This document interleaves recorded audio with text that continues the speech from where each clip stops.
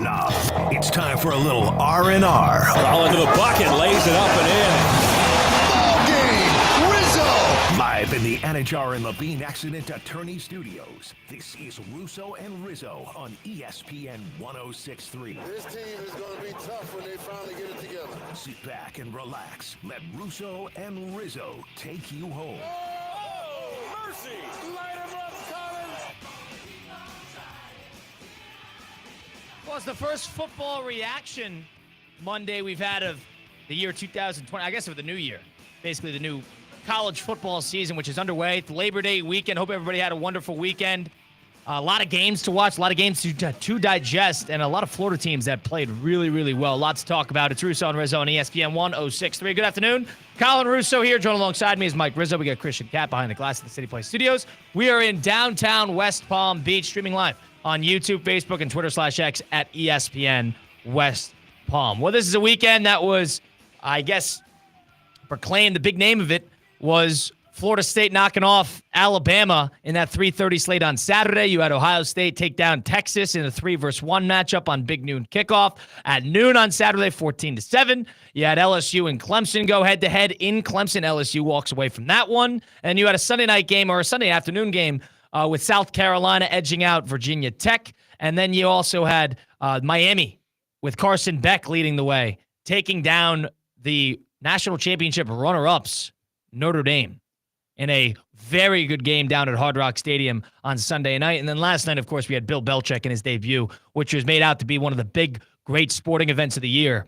With all five guys on the pregame desk talking about how great it is. Did we even know who they're playing? Did they even announce that they were playing TCU in the pregame? I don't think they did. I think it was just Bill Belichick for 4 straight hours, and they come out and lose about 48-16. So good job by UNC and Bill Belichick and company. But nonetheless, you had Florida beat University of Long Island by about 100 points. You had Florida State take down Alabama in a classic, fun, not really back and forth, but an intense game nonetheless. You're sort of waiting for Alabama to edge back into that. And Florida State takes them down 31-17.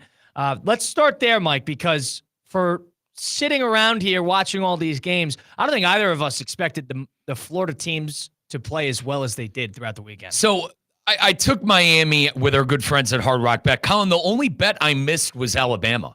I had Ohio State, I had LSU, I had Miami, I had TCU. This is the only game I didn't get right. And quite frankly, I am so happy for Florida State and their fans. I thought Norvell was going to lose all control this season. I thought Norvell was lucky to have a job. How about the turnaround? Granted, it's 1 week. We got to see it throughout the entire year. But the fact that Florida State was able to dominate the trenches, that was if you're an Alabama fan out there listening too, I think that's the alarming thing. My goodness, did Florida State win the line of scrimmage on the offensive end and the defensive end. You haven't seen that in a long time, I feel like, with Alabama get dominated like that in the trenches. I know they lost Vanderbilt last year. They lost Tennessee last year. I think a lot of that had to do with the lack of offense, but the getting dominated on both sides of the ball, I think, is very alarming if you're a Tide fan. And if you're a Florida State fan, I mean, your expectations went from what? About 6 wins to maybe being in this ACC championship race till the end of the year. Went from unranked to the 14th team in the country on the AP poll. This was a huge statement by Norvell and this coaching staff that, hey, last year it happened, but this is a different team. And as a teammate, our teammate here, Andrew, at ESPN West Palm Beach, he said, get the standard back. And I think it's certainly there after the big win. Let's see him do it week in and week out. But what a way to start the season if you're Florida State and a Florida State fan. What a way. It was guts, too. Like, that team wanted it more. That it was apparent that they were more motivated going into that game. It's a classic Florida. You actually felt a home field environment for once, and you saw Alabama, and not be the Goliaths, the immortals that they've always been. They got smacked around a little bit, especially at the line of scrimmage. I mean, Ty Simpson, you got the sense of why he's been sitting there on the bench for 3 years and we haven't seen him. You got the sense of why. I mean, he wasn't necessarily a game breaker. They marched down the field that first drive of the game, marched Florida State down. You thought this was going to be more of the same. There's a lot of that this weekend. Just teams piling it on early and then all of a sudden just hitting a complete wall. I mean, Alabama, pathetic to say the least.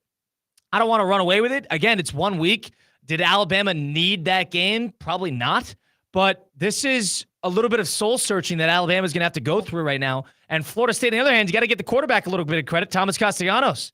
I mean, we were no short of being critics of him for coming in and basically saying Alabama's not what Alabama was. They're not Nick Saban's Alabama. Maybe he was onto something. I mean, was it fair to say in the moment preseason, probably a little bit out of tune, a little out of touch, but it seems like the guys resonated with him. He was at the first drive. Yep. He came down the field and he was getting the crowd into it. He was, holding his ear up to the stands. He was getting everybody riled up. He's a showman, and there's nothing wrong with that. He's got a little Baker Mayfield to him in the sense that he sort of lives for the environment. And again, you don't want to run away with it. He's a athletic person. He sort of took Alabama by surprise. You got to see how they adjust to him. But reacting just plainly off of game one, week one, got to give Florida State an A+ because Alabama had a couple opportunities maybe to cut it close. But even after Alabama scored first, Florida State did not waver. Started out the second half hot. They were able to deal with weather in and out. They punked them. That's it. They punked him. You got to give Norvell credit because you look at the two coaches sideline to sideline. Mike Norvell's into it. He's energetic. He's emphatic. He's engaged. He's animated. And you look at the other side, and Kalen DeBoer, it's like he's at a funeral. Guy's just sitting there with his clipboard in the hand, staring 1,000-yard stare onto the field. There's no energy. There's no anger. There's none of that. You get the sense, and then you start hearing things about the boosters not liking how the players are treating it, and they're not serious about it. You could only read too far into that. It sounds like Alabama needs to do some major soul searching, but more importantly, Florida State, can you run away with this? No, but it's 1 week. This is exactly what they needed. It is. If there's a perfect way for it to go, this was it. Give TikTok Tommy some credit, man. That kid played his heart out. And to your credit, too, Kyle, I love how he got the crowd in there, and he backed up his words. He basically said in the offseason, the clip that we really, at least I was calling fire on, was, there's no Nick Saban to save him. And to be honest, he was right.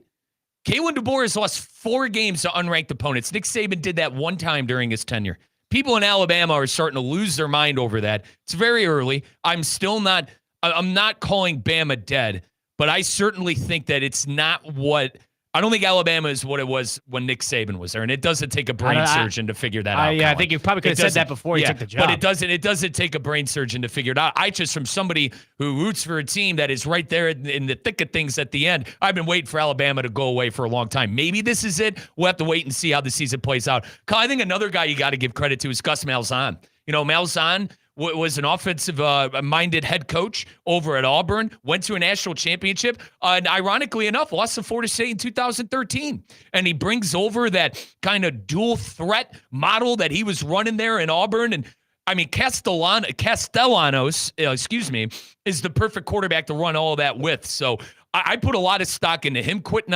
By the way, I'm talking about Tommy Castellanos, TikTok Tommy, as I call him. I put a lot of stock in the comments he said, quitting on Boston College last year. I wanted to see him do exactly what he did on Saturday, and he made me eat my words. And I gotta give Florida State credit, and I gotta give Mike Norvell credit. Can you do it throughout the whole year? Time will tell. Are you more impressed with what Florida State did or what Miami did? I lean Florida State just because we talked about, and I'm going to flip to another game real quick, Kyle, because I think it correlates.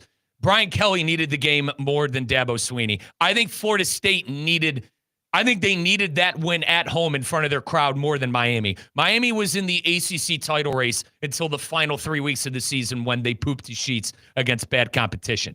I think Florida State needed that to be back. Like, they needed that to be a respectable team, be back in the top 25, and get the standard back, as Florida State fans are saying all weekend long. But I don't want to downplay what Miami did, because if we're ready to transition to that, I mean, Miami, in the Mario Cristobal era, they lose that game. Something happens on special teams. Something happens offensively. Oh, they forget to, run out the clock. What was it all those years ago when Mario famously forgot to call a timeout? Well, he had a clock blunder, too. With 1:08 to go, they ran the ball on a 3rd and 4 when they had a chance to put him away, and he runs the ball as a throwaway play thinking he would eat the clock. Notre Dame immediately calls their final timeout, and you saw Cristobal running up and down the sideline. What? They had a timeout? What? Are we kidding me? And he would have probably changed his play call had he known that he could put them away when they were sitting in field goal range. So that was another blunder, too, that it didn't bite him. Fair enough to that. I just think in years past, they lose that game somehow, some way. And give them credit. They won. It was one of the best catches I've ever seen, too.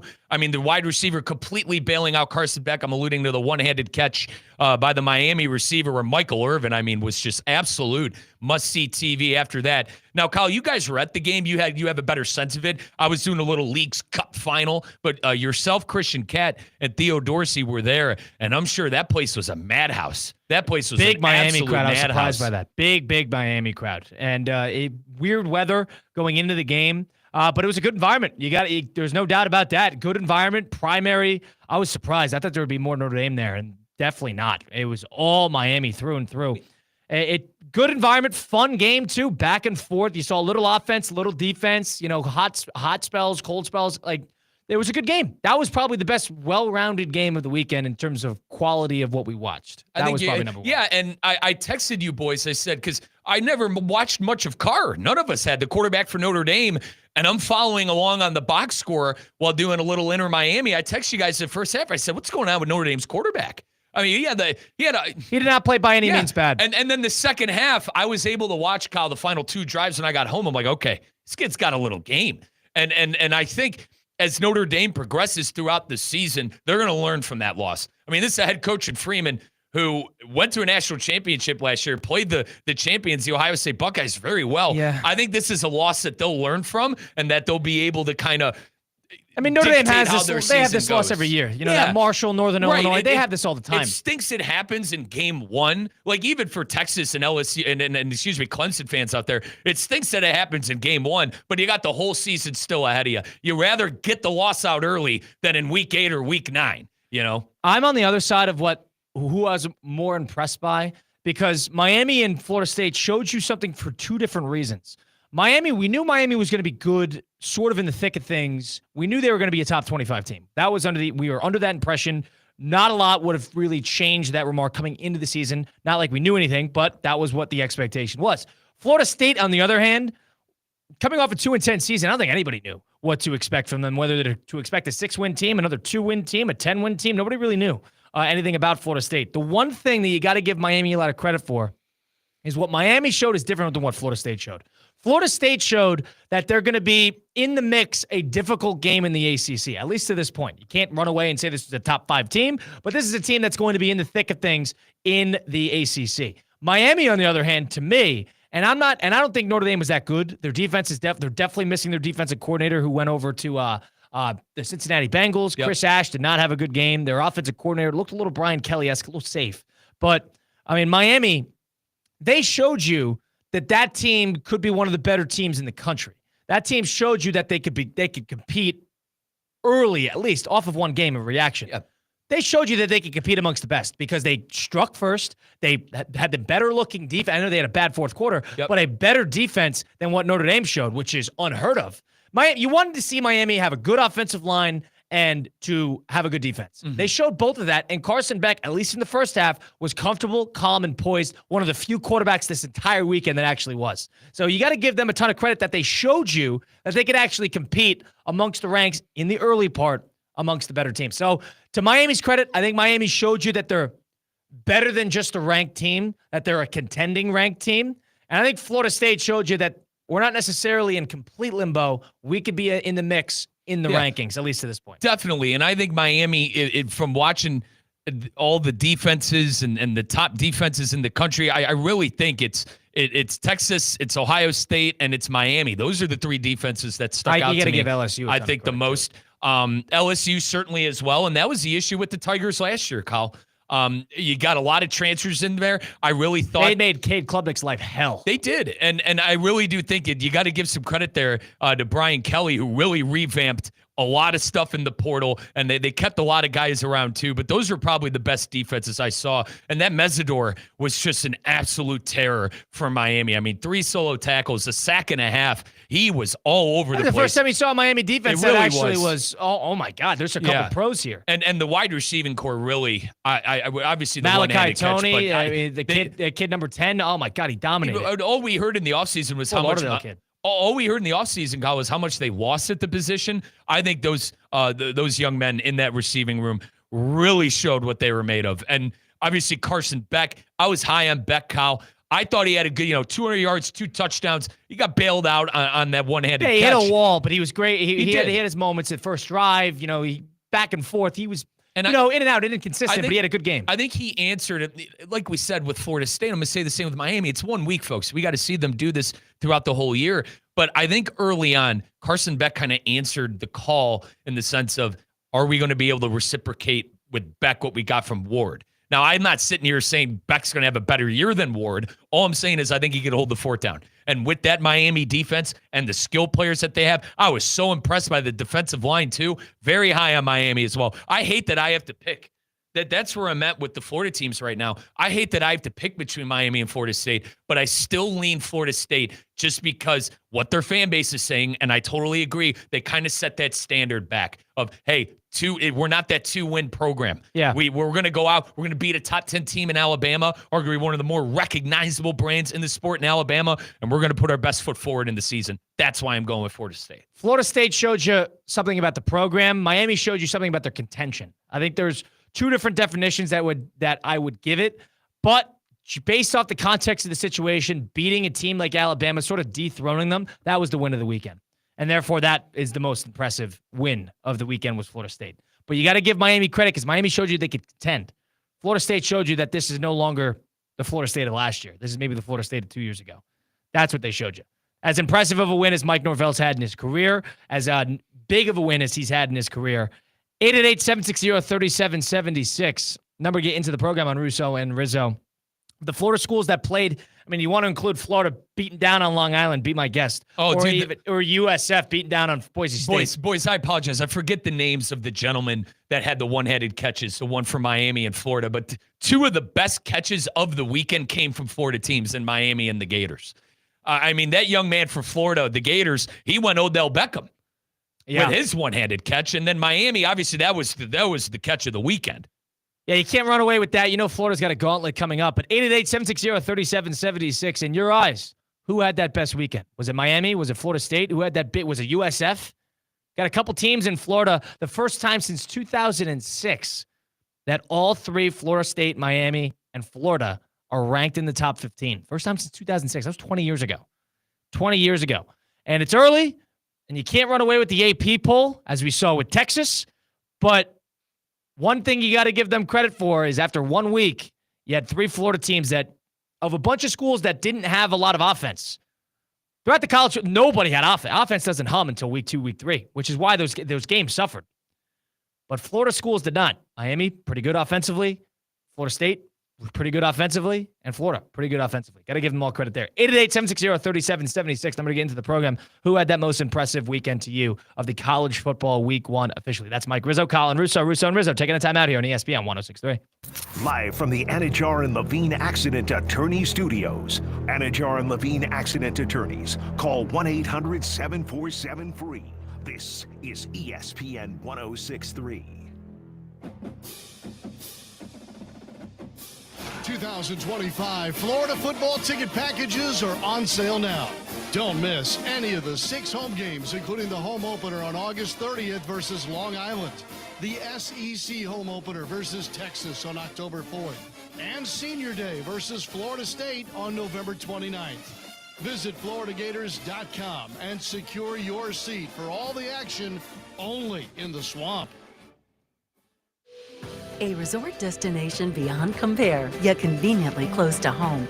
The Breakers Palm Beach offers everything you desire with the service you deserve in a breathtaking oceanfront setting.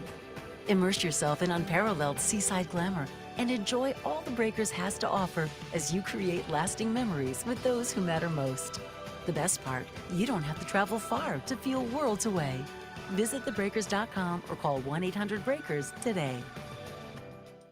Does your business leave a lasting impression? Attractive, eye-catching signs help you stand out from the crowd and create a strong brand identity. Our team at Signorama West Palm are experts in helping your business get noticed and get effective signage in front of your potential customers. Our team can turn your blank windows or plain vehicles into money-making branding machines by drawing customers' attention to your business. So if you're looking to leave that lasting impression, call us 561-687-7993 or visit signoramawpb.com.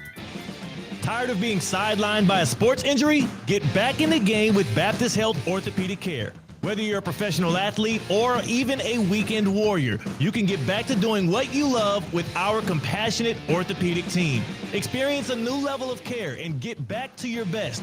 Welcome to being treated like a pro. Make an appointment today at baptisthealth.net/ortho or call 833-556-6764.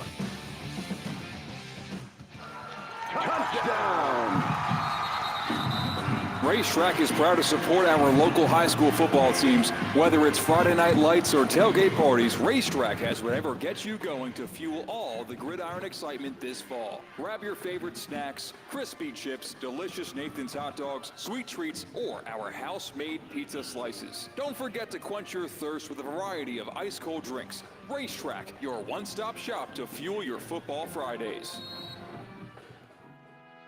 Elevate your drive with the new 2026 Range Rover Velar P250S, where sleek design meets powerful performance. Lease it today for just $749 a month for 36 months, with $6,995 due at signing. This is your chance to command the road in signature Range Rover style. Visit Land Rover Palm Beach today and make sophistication yours. Land Rover, above and beyond.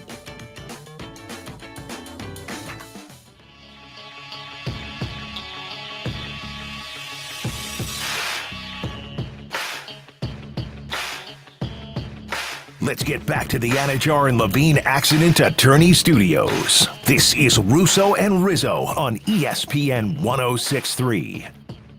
You heard it, the Anajar and Levine Accident Attorney Studios. There's been a car accident, truck accident, suffered a slip and fall. My friends Mark Anajar and Glenn Levine at Anajar and Levine Accident Attorneys are the type to fight for you. I know with Anajar and Levine, they got my back. They could get yours too, and they don't even charge you unless you win. They work tirelessly to get you the maximum compensation that you deserve. You saw them over the goalpost in the Miami game. They're the best in the business for a reason. Why settle for just any attorney? Demand Anajar and Levine today, because all it takes is that one phone call. Take back control of your life. Don't wait. Call for the free consultation today. Call 1-800-747-FREE. 1-800-747-3733. Take back control now with Anajar and Levine. Colin Russo, Mike Rizzo, Christian Cat. Russo and Rizzo, ESPN 106.3. Week 1 of college football has came and went. Big Florida school weekend. USF, big win. Miami, big win. Florida State, big win. Florida won. The interesting thing about how this is going to progress now is all these schools are playing each other for the most part in the near future. Yep. Miami's got a tune-up game next, but in 2 weeks they got USF. Well, let's not count out USF here as a group of 5 team that's going to be in the mix. They got USF. Then after that, they got Florida. Then after that, they got Florida State 2 weeks after that. So how about that? So you got a couple teams here that are going to be, and Florida, on the other hand, is playing USF next week. And then they got LSU, then they got Miami. So you're going to figure out how really good these teams are and what separates each other in these next 3 weeks. Yeah. That's where you're going to know how good these teams are. And obviously the changes, but this is the resume building period. And I'm looking forward to it. I think you look at these Florida teams, Kyle, 3 great quarterbacks. Well, we think 3 great quarterbacks, Lagway, Beck, and Castellanos. You know, with how great those 3 played in week 1. Now, DJ played Long Island, but we saw a couple of things we liked last year from DJ and a long and daunting SEC schedule. Him. Yeah, I'm looking forward to it. And I really do think that Florida football is back. I think Miami is going to be competing in the ACC. Thought that before the year. I think Florida State definitely is going to be able to get a shot at it. I think they proved that, probably the top 3 teams, Clemson, however you want to rank them, Clemson, Florida State, and Miami from this past weekend. I think all 3 of those teams possibly could have a chance to make the college football playoff, too, if they're able to take care of business. Could they eat each other? Maybe. Maybe. Could Florida maybe play spoiler a little bit to the ACC teams in Miami and Florida State? Maybe. But I am looking forward to seeing how it shakes out. And I think Florida needs those Florida games more than the other 2 for everything that I just said, the SEC schedule. I think Florida's schedule is much harder than the other 2 teams. And that early game is LSU. Yeah. That honestly helps Florida a little bit that they had that win against Clemson. LSU has bolstered that resume already. Right. Florida might need that game a little bit more than LSU will need that game if you're just thinking about motivation. Yep, and the 3 SEC teams I still think that are probably better than the rest, even though 2 of them had a rough week 1. LSU, Texas, and Bama. I think Bama could bounce back. I think Texas is certainly going to bounce back. And you saw what LSU was able to do on the road at a night game. So I think it's going to be a fun year of college football, not only for the Florida teams, but also all these conferences. And listen, did I have it out for it a little bit with the ACC? Absolutely. Absolutely. I wanted them to prove that they were a top tier conference again. We're 1 week in, Colin, but it certainly seems like they have 3 pretty good teams in Clemson, Florida State, and Miami. And I'm excited to see how it shakes out. That conference won the week, in terms of I think big momentous victories. Can you imagine if Clemson won that game too? I mean, the SEC definitely would have been down bad if LSU lost that game. But you really got to tip your cap to the ACC. You do. The Big Ten teams didn't really play anybody outside of Ohio State playing the number 1 team in the country. It's still wait and see on number that. 1 preseason team in the country. We'll get to that. But Michigan certainly, they're taking on Oklahoma. I think they can. You haven't gotten a sense. You really outside of Ohio State beating Texas. You haven't really seen a Big Ten team get that big matchup. And for the ACC, you're going to figure out how good Miami, Florida State, and the one thing about Miami is Miami doesn't leave the state of Florida for about another 7 more weeks, which is annoying, but that's just how they formatted their schedule. I mean, they got Florida, Florida State, South Florida. They got all these games at home and away. Their home games are not brutal. I mean, Miami's got a favorable schedule and honestly to do a little damage in the ACC because until we get to SMU November 1st, Miami is staying put in this state. That's just how favorable that schedule actually is. Yeah, and SMU, it'll be a tough game. That'll be a tough game. I don't think they're on the level of the 3 that I named in Clemson, Florida State, and Miami, but it'll be a tough game. Now, the real questions I have is how these wins are going to kind of develop. Is Alabama going to look worse? I mean, all of a sudden, this is like Georgia Tech beating a top 10 team last year in the week 1 of the season in Dublin. Right. How did that win progress for them in the resume? Didn't progress very well. Now you wonder, Notre Dame and Alabama are marquee programs. How are those wins going to age throughout the season? Yeah. Is this going to be a bad 3-loss Notre Dame team? Is this going to be a bad 4-loss Alabama team? Right. Those are totally things that are in the realm of possibility and therefore would hurt the actual caliber of these wins. I think that's the next question outside of these teams playing each other. And I think the same could be said for Texas and Clemson. If Clemson and Texas lose 3-4 games, I think that looks bad on their counterparts too that went in there and beat them. It's overreaction Monday for a reason. I still tend to believe that Notre Dame's going to be there. I tend to believe that Alabama will be there as well. I wasn't really overly, and they had a good fourth quarter. I was not overly impressed with Notre Dame. The benefit to Notre Dame is they got the easiest schedule in the history of schedules. There was a lot of new there. I'll give Freeman that. There was a lot of new there. They lost their coordinator. They lost their quarterback. And defensively wasn't good. Right. I mean, I thought they hunkered that in. Denbrock offense was just they didn't trust the quarterback. They hunkered in second half. I think both sides of the ball. First half was ugly. And granted, Kyle, you were there. You have the better temperature of that. I think the first half was ugly for Notre Dame. They found a little bit of something in that second half, but give credit to Miami. They were able to weather that storm. They were afraid to use that quarterback, Notre Dame was. They were afraid. And this is Notre Dame since Wimbush and all those team players. They've been completely afraid to utilize their quarterbacks, always. And Riley Leonard was just because of his running ability was a little different, but they never utilized the passing game. Never do. Leonard was a bit of a liability in the passing game, but to your credit, I mean, who's the last gunslinger? Brady Quinn? They don't. Quinn do really was great. It's that Brian Kelly. They don't do it. Right. And that Mike Denbrock, who's the offensive coordinator there, you're seeing they're watching the slip screens and not even utilizing their Heisman candidate, at least preseason running back, and Jeremiah Love not nearly as much. That's what my takeaway was. I mean, Notre Dame did not necessarily have an identity for the first time in a while. And I know they kind of rumbled back there, but that team had no business beating Miami. They really didn't. I mean, I was not. And they were right there. And they were right there at the end of the game, similar to Texas and similar to Clemson. I mean, all 3 of those teams who arguably should not have been in those respectable games were in it at the end. So I think there's credit to be had. It's week 1. It's week 1.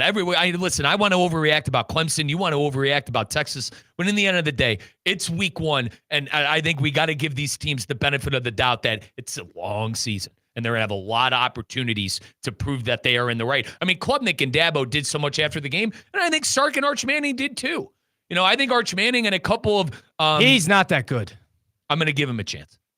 You only want him to be good so That's it looks not better true. for Ohio State. That's That's not the true. only reason. I just think everyone downplayed how hard it is to go and play in Columbus. That's why you got to give Michigan a ton of credit, who's been able to win there over the last course of the couple of years. Ohio State doesn't lose on that field. They don't. What are we supposed to think going into that game with March Manning there? Well, you're supposed to think he's going to The play whole better. pregame was about him. But I think Ohio State proved that they have a top defense in the country, and Texas did as well. So you're making Texas did Mike, as well. Mike, it wasn't Texas just the was defense. It unbelievable. wasn't just the defense that made Arch Manning. Arch Manning, the offensive coordinator, the play caller, Sarkisian, was afraid to use him. Well, Sarkisian, first off, was a disgrace at the goal line with a lot of those calls. Fine, That's he's been not a disgrace at did the goal same line thing. ever since last year. Fine. Right. But And Ohio State's been great at the goal line I for the walked last away 2.5 from that game years. thinking that Quinn Ewers might have won that game. No. Because Arch Manning was that bad. He was that bad. He wasn't even remotely good. He wasn't good at anything. I just think people down by all you had to hear was, Ohio State lost so much. I think they proved to you that, hey, they still got a lot of athletes on that defense. This They're is gonna a be perspective of competing. number one All right. overall pick. I mean, I got to see something. This kid I'll admit did to that. nothing. Listen, This kid did nothing. I'll admit to that. Is he closer to the number one pick or staying in college? I think we got that answer. But that doesn't mean... I think Texas wants him to leave. I mean, get out of town. No, I'm not They're over. afraid to use him. No, The first that play, they used that bootleg, and then he throws a bounce pass to the tight end on that first play of the drive. That was his first game away from Austin. Fine. All three of those games he played Fine. last year were Then in I the can't home sit crowd. here and the Buckeyes are good, declare too. this guy the next coming.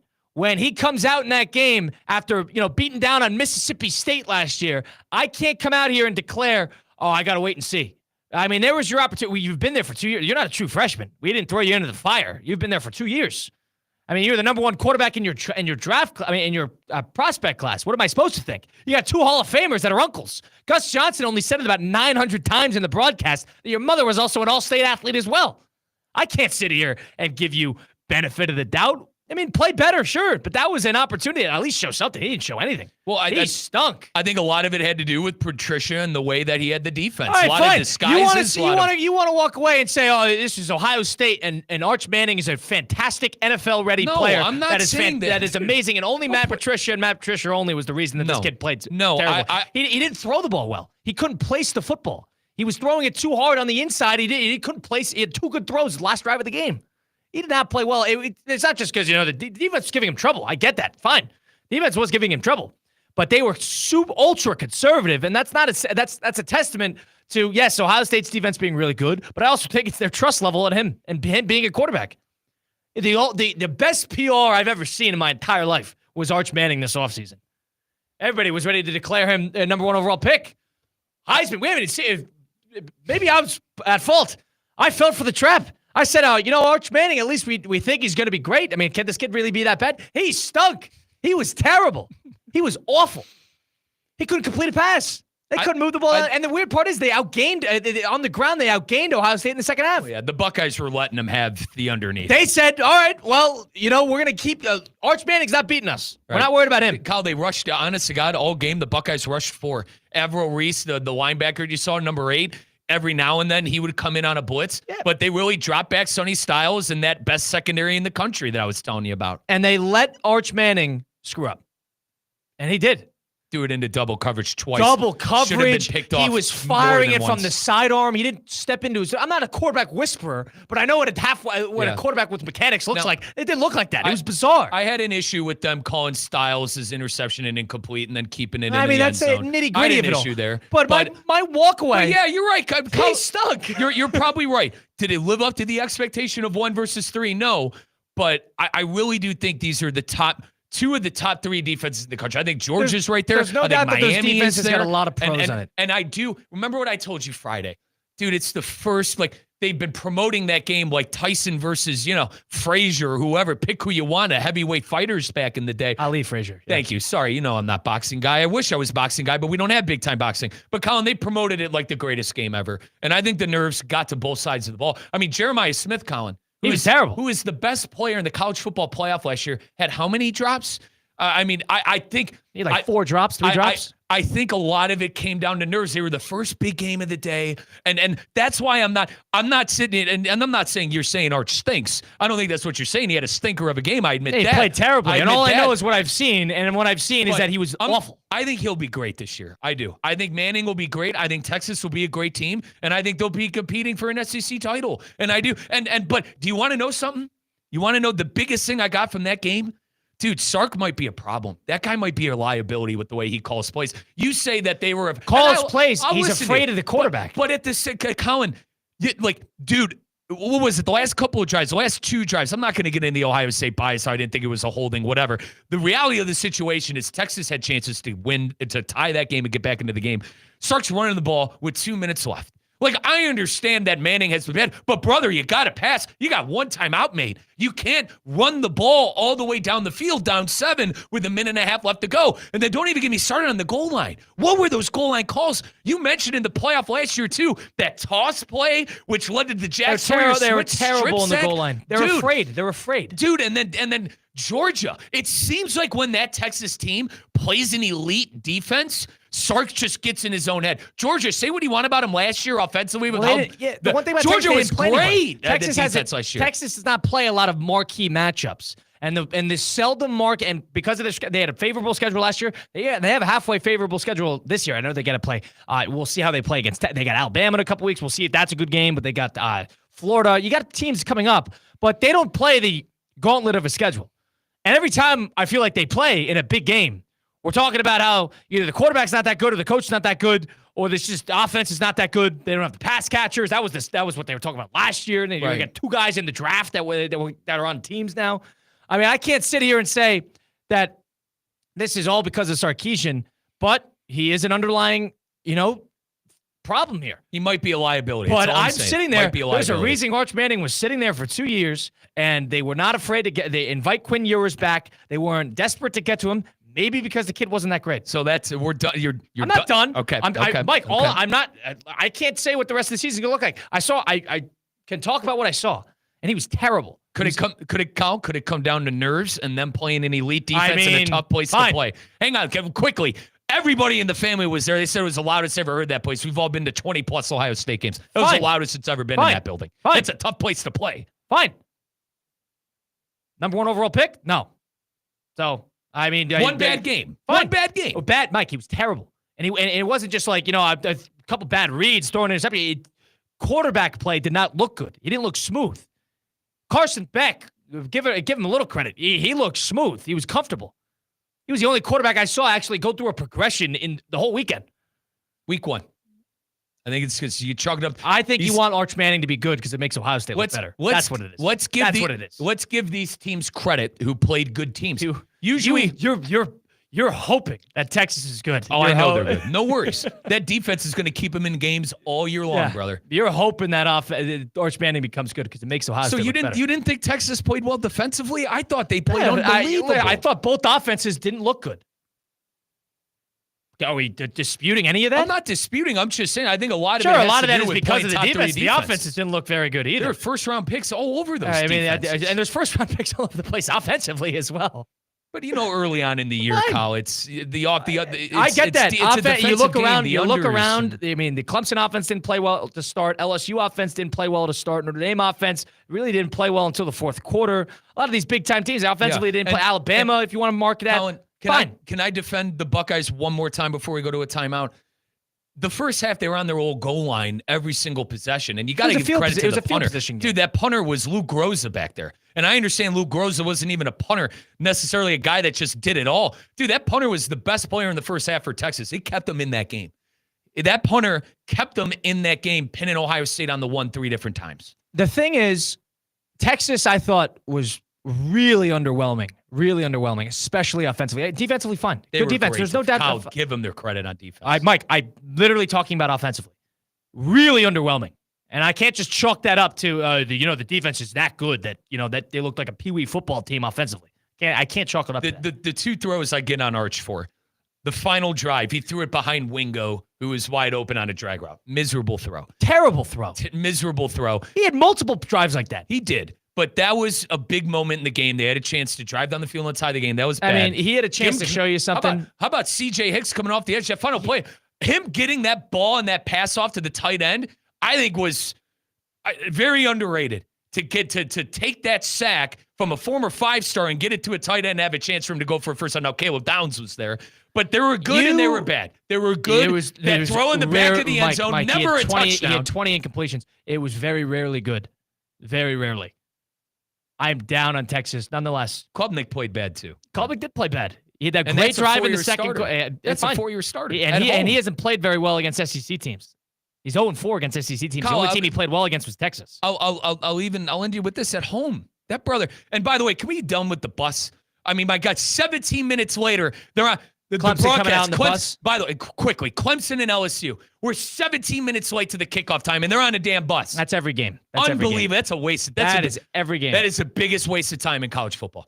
I agree. It was 25. It was 47. Got to see him touch some godforsaken rock, brother. Let's go. Get out of the field. We don't want this game. Hold on. Ohio State was the same way. They were doing the national anthem. It was 12:15. But we're not on the bus. They're telling us to stay. We're on a damn. Mike, we're on a bus. Mike. We got the band all over the place spelling out Lee Corso on the field, and it's 12:22. We had to hang a banner. It was 12:22. Kyle, we had to hang a banner. Mike, it's 12:22. We're a bunch of guys playing the trombone. They had to hang a banner. A bunch of guys playing the trombone are spelling out Lee Corso on the field. Guys, can we get to the game, please? The Buckeyes said to hang a banner, Kyle. Can we please get to the game? We haven't even talked about what the abomination that UNC put on yesterday. We'll do a little John C. Cassidy temperature check on the flip side. It's Russo Rizzo on ESPN 106.3. Live from the Anajar and Levine Accident Attorney Studios. Anajar and Levine Accident Attorneys. Call 1-800-747-FREE. This is ESPN 106.3. Hi, this is Evan Cohen from Unsportsmanlike. Kaiser just won another championship. Meanwhile, the guy in the car behind you gave up halfway through a pickleball match. Stay in shape, stay sharp, champions stick together. Here on ESPN 106.3. Kaiser University's flagship campus. The 100-acre residential campus at 2600 North Military Trail in West Palm Beach extends Kaiser University's educational offerings to over 100 degrees. Kaiser University also has an athletic program with 26 national championships, including back-to-back-to-back lacrosse titles, and they just won their first ever national championship for men's tennis. Visit KUCHawks.com for the latest on the championship flagship campus of Kaiser University. Business owners, are your employees driving you nuts? Is money tight? Or have you just poured your heart and soul into your business and now it's time to retire and just relax? At Transworld Business Advisors, they have buyers from all over the world ready to buy your business now. Call for a confidential conversation about your business's current value. 561-203-5121. That's 561-203-5121 or visit tworld.com today. The season is kicking off. Keep your home in the win column with EDS Air Conditioning. Right now, qualified customers can score 0% interest for 60 months on a brand new AC. Hot streaks belong on the field, not in your living room. With over 800 Google reviews and a 4.8-star rating, EDS is trusted as the MVP, and it has been since 2006. Visit EDSIsyes.com today. Kick off your game day comfort, and don't sweat the small stuff. ESPN West Palm is on the move. Brought to you by Safebound Moving and Storage, the most trusted moving company in Florida. You're safe with Safebound. Okay, we have to talk about the new ESPN app. The most live sports, the best championship moments, and so much more. Monday Night Football, college football, NBA, WNBA, NHL, NWSL, college football, volleyball, softball, gymnastics, lacrosse, and the list goes on and on. Plus, shows like SportsCenter with SVP, First Take with Stephen A., College Game Day, and the entire 30 for 30 library. It's all of ESPN, all in one place. Sign up now. Football season is here, and the ultimate game day headquarters is Twin Peaks. Whether it's college Saturdays or NFL Sundays, catch every kickoff, every touchdown, every Hail Mary right here at Twin Peaks. Eats, drinks, scenic views. From scratch-made favorites to ice-cold 29-degree draft beers, Twin Peaks is delivering all the winning plays. Looking for a stronger lineup? No one does game day like Twin Peaks. Twin Peaks, come for the game, stay for the experience. I'm only human, y'all. I'm only human, y'all. Let's get back to the Anajar and Levine Accident Attorney Studios. This is Russo and Rizzo on ESPN 106.3.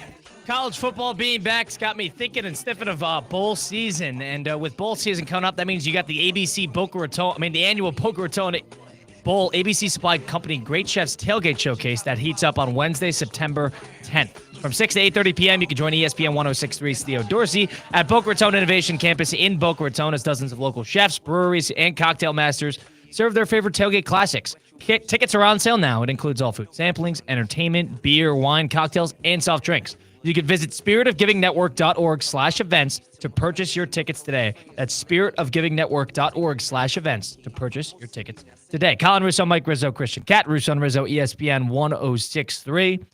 Big loser of the weekend, 888-760-3776. Who is that big loser in college football weekend number one? Speaking of who was hot, who was not, who was cool, who was not, let's do a little temperature check presented by John C. Cassidy.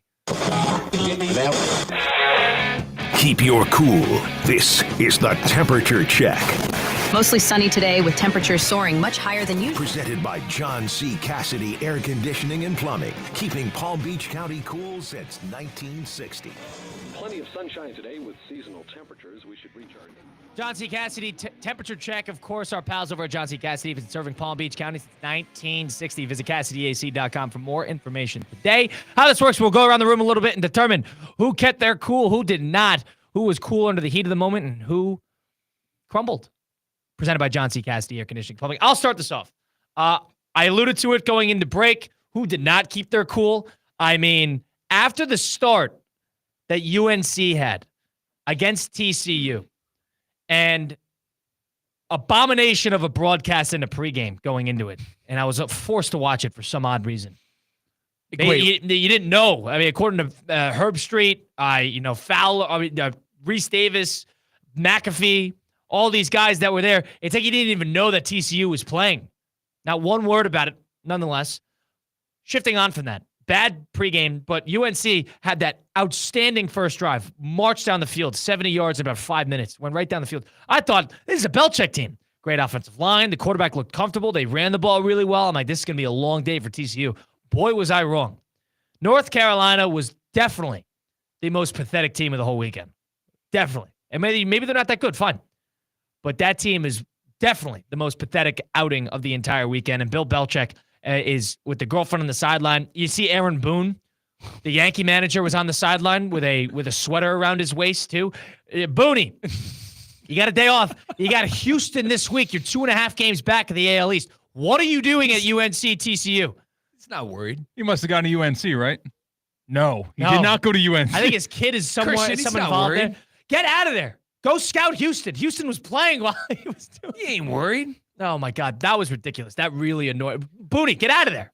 What are you doing? Nonetheless, UNC was my huge loser of the weekend. Not only did that team absolutely stink, but TCU, good on them for piling it on, and good on them for rubbing in their face on social media afterwards with all their tweets and everything, basically bashing UNC in the promotion of it. Bill Belichick has done nothing but tarnish his legacy post-Brady. Nothing but tarnish his legacy post-Brady. It's one game. You don't want to run away with it. But if he stinks in North Carolina, Bill Belichick's not going to wait 4 years for this to figure itself out. No. Steve Belichick would be taking over here promptly. And if this is a 4-8 team, that team, that's what that team looked like. What am I supposed to think? They lost by 50 and they're just going to turn it around? That team looked like a 3-win team. Yeah. I'm going to keep it with Carolina, but for a couple other reasons. Who didn't keep their cool. I'm going Carolina for this. Do you really want Belichick Jr. coaching that team? With all due respect, 50-some points. He's a defensive 48 points. God, he's a defensive coordinator. And can he change his haircut? What the hell was that haircut? Mohawk, man bun? What's going on? And then Bill Belichick not celebrating after the touchdown. I think he knew what was going to happen. I think, and we talked about it earlier in this segment, offense was at a premium, it seemed. The offense, not a lot of teams scored a lot of points. But the scripted drives seemed to work. And certainly North Carolina's scripted drive worked. They went right into the end zone. But I found it hysterical that Bill Belichick did not celebrate. He had the same face he did when the TCU was going up by 30 points. So I gotta stick with North Carolina, and I gotta say, man, the Sun had a bad night on that defense. Can you get a haircut, brother? And number two, special teams mistakes, flags. Even Belichick had a bad night. Even Bill, you said it's been nothing but a tarnished legacy. Why did we need to do this? Why did Bill have to go to North Carolina? I still question stuff. Can they turn it around? Fine. Can they have a good season after this? Fine. Maybe. Dude, but maybe. Not, you don't lose by 40 points to turn this around. Kyle, I was with family yesterday, and I got home. I did not find out, and this is shame on me. I completely was under a rock all day Monday with family down here. But I get home. I turn on the telecast, boys. I had no idea Fowler and it was Reese Davis. Sorry, I had no idea they called in the big guns. No clue.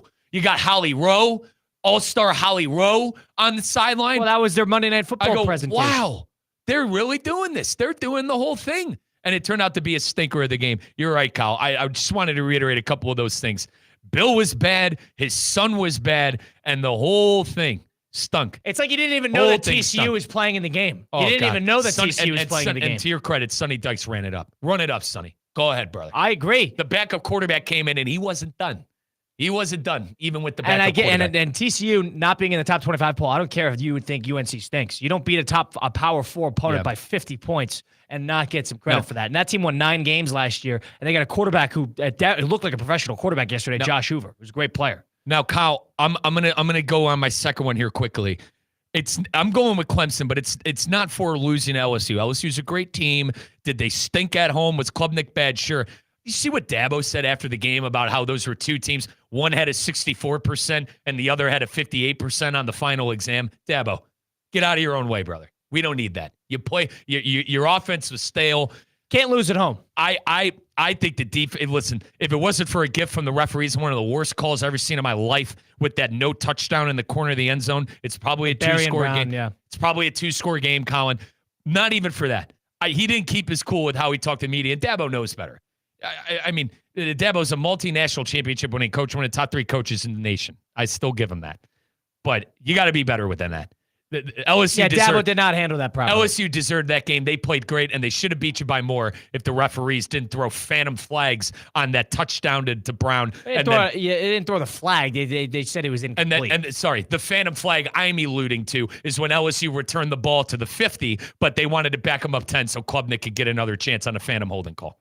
I rest my case, Your Honor. All right. Yeah, somebody wasn't happy. I agree. The refs calls, especially with the phantom holding calls were crazy. What was a catch and what wasn't a catch was terrible. Terrible. But if I were to slip it onto a positive note, keeping their cool there, that was a game that Miami was born to lose. And we talked about it a little bit earlier in the show. Miami, Notre Dame rumbling back, scoring 17 points in the fourth quarter. That was a game that Miami was born to lose. It really was. That Miami would have lost that game last year, even with Cam Ward there at quarterback. They would have lost that game. Would have found a way. They would have found a way to either escape narrowly by the help of the referees, or they would have lost that game. That, to me, was a Miami team that sort of hunkered it at the perfect possible moment. Pressure, getting to the quarterback. That is something that Miami hasn't done in years. Mm-hmm. I think Miami really did keep their cool, despite the offense sort of hitting a wall in that part of the second half. 3 and outs, not being able to get any sort of momentum going. I got to give Miami credit for keeping their cool. Yeah, there. and Miami, Kyle, if I could piggyback off that, man, that defensive line looked good. And Mario Cristobal, by the way, head coach of Miami, their teams are always going to be good on the offensive line. That's his specialty. But defensive line, where they struggled last year. It looked like they had a couple pros. It looked like they had a couple pros. Defensively as a whole, they were giving up points at the wazoo, and they actually looked halfway. And, Notre Dame's offense isn't that good, but, for most of the game, Miami's defense was rock solid. And I like what Mario had to say after the game, and I like what Carson Beck had to say, too. Beck said that the team, that Miami team, made him love football again. We all know I don't want to say distractions would be the wrong word, but that locker room, I guess, with Beck wasn't the greatest in Georgia last year. And then to come on over and to completely be embraced by that Miami locker room, say he loves football again, I think that says a lot. I think that says a lot about Mario and that program. I expect big things from Miami this year. Yeah, the one thing about Carson Beck is Carson Beck was cool with everybody on that side. You made that was abundantly clear. You could see that. I was in the building, and you could also see that whenever you were watching the telecast back. He is cool with everybody. Yeah, and they all love him. They all had handshakes too. They all love him. Secret handshakes. And he was hanging out with, and I saw this, he was hanging out with defensive backs. If the quarterback's hanging out with the defensive backs, anybody who's played football knows the DBs kind of operate in their own little clique. And that's pretty good if you want to really read between the lines. Carson Beck being cool with everybody in that Miami locker room. Got to give them credit there. And the conversation Georgia fans were having with me, my Auntie Denise went to Georgia. We call her Auntie D-Dog. She said, the football wasn't the number one priority last year with Beck on that team. I don't think you could say that this year. I don't think you could say that. Still had his Carson Beck namesake moments where he's like, somebody's out in there somewhere. Let's just throw it up. It happened on that one-handed grab right before halftime too. So guts. Beck had his moments, but he did play very, very well, all things considered. That was our John C. Cassidy temperature check, of course, presented by our pals over at John C. Cassidy Air Conditioning and Plumbing, CassidyAC.com for more information today. On the flip side, entering into the second hour, we'll loop Christian Catter, producer, into the conversation. We'll do a little 5 at 5. A lot more to talk about, a lot more to do. It's Russo and Rizzo on ESPN 106.3. Marlins fans can't get enough of our City Connect jerseys. On Sunday, September 7th, the first 8,000 fans at the ballpark will score a limited edition City Connect Marlins soccer jersey presented by UHealth, featuring the same iconic teal and pink colors. Celebrate South Florida and rep the retro wave while the Fish take on the Phillies. Plus, don't miss our fan favorite 4 for $44 deal presented by Pepsi. Perfect for the whole family. Get your tickets today at marlins.com/tickets. What if every use of your debit card turns spare change into something meaningful, like growing your savings and supporting local community causes? With Flagler Credit Union's Impact Checking with Everyday Change, your spare change can have big impact. Each transaction can be rounded up to grow your savings and support nonprofits that provide meals, shelter, and essential services locally. Make an impact in your life and in your community. Open your Impact Checking account today. Insured by NCUA, official credit union of Florida Atlantic University Athletics. Overheard at the Hard Rock Bet Party. No, you see, you get $150 in bonus bets after your first $5 bet hits. Did somebody say hit? Whoa, Ray Lewis? We were just saying if your bet hits. Huh. You know I love a good form tackle. We know, Ray. We know. Hard Rock Bet Sportsbook. Roll with us. New players bet $5, get $150 in bonus bets if you win. Payable in bonus bets, not a cash offer. Offered by the Seminole Tribe of Florida. Must be 21 and up and physically present in Florida to wager. Terms and conditions apply. Concerned about gambling, please call 1-888-ADMIT-IT. Hi, I'm Michael Manzo, owner and founder of Manzo's Italian Deli. And I... Stop, Dad. After 20 years, people are tired of hearing your voice. Yeah, and your lame-ass commercials. Fresh prosciutto, mozzarella, outstanding. Oh, please. There's only one reason Manzo's has voted #1 deli in Palm Beach County for 20 years. Our mother. She makes sure you prepare everything from scratch using only the freshest ingredients. Manzo's Italian Deli is located on Palm Beach Lakes Boulevard, right next to Rain Dancers. Is that a strip club? No, it's a steakhouse. Manzo's is open weekdays from 8 to 5 and offers free delivery. So stop by or call 697-9411. That's 697-9411. We also specialize in hot and cold catering for corporate functions and special events. Just ask anyone who was at my last birthday party. Whether it's a clutch touchdown pass, a game-winning dunk, or an impressive dash to the finish, we want to highlight the best performance of the week. The winning performance will receive $500 courtesy of Baptist Health Orthopedic Care. Catch the biggest moments and winners all season long on ESPN 106.3 and ESPN West Palm Play. Nominate them today by emailing highschool@espnwestpalm.com. Baptist Health Orthopedic Care. Welcome to being treated like a pro. Anajar and Levine. Call 1-800-747-FREE. That's 1-800-747-3733. ESPN 1063. WESP Jupiter, a Good Karma Brands radio station. Banyan Printing. For 47 years, the trusted partner for all your printing, mailing, and signage needs. And 2025 just brought something big to Banyan. Introducing Banyan's new press. Bigger, faster, and more competitively priced than anything you'll find anywhere in the Palm Beaches. Think variable data postcards, bulk mailings, and high-quality print on stocks up to a 24-point board. Banyan Printing. Visit banyanonline.com and discover how your business's printing materials can get bigger and better. From kickoff to cash out, ESPN Bet has the tools you need to score more on game days. Bet smarter with stats at your fingertips. Get personalized parlays built just for you. And with your fantasy team synced right in the app, you can back your squad. Right now, new customers get $100 in bonus bets when you bet $10. Sign up with promo code USL to get started. Must be 21 plus. Gambling problem? Call 1-800-GAMBLER. Terms and conditions apply. See app for details. Offer not available in New York.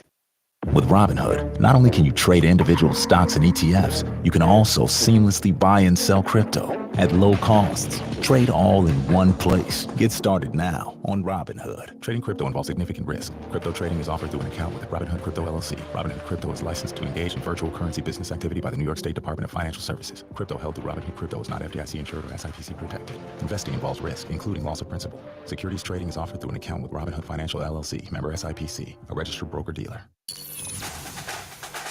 This is ESPN 1063, a Good Karma Brands radio station. Find official rules for all your favorite ESPN West Palm contests by visiting ESPNWestPalmContests.com. That's ESPNWestPalmContests.com.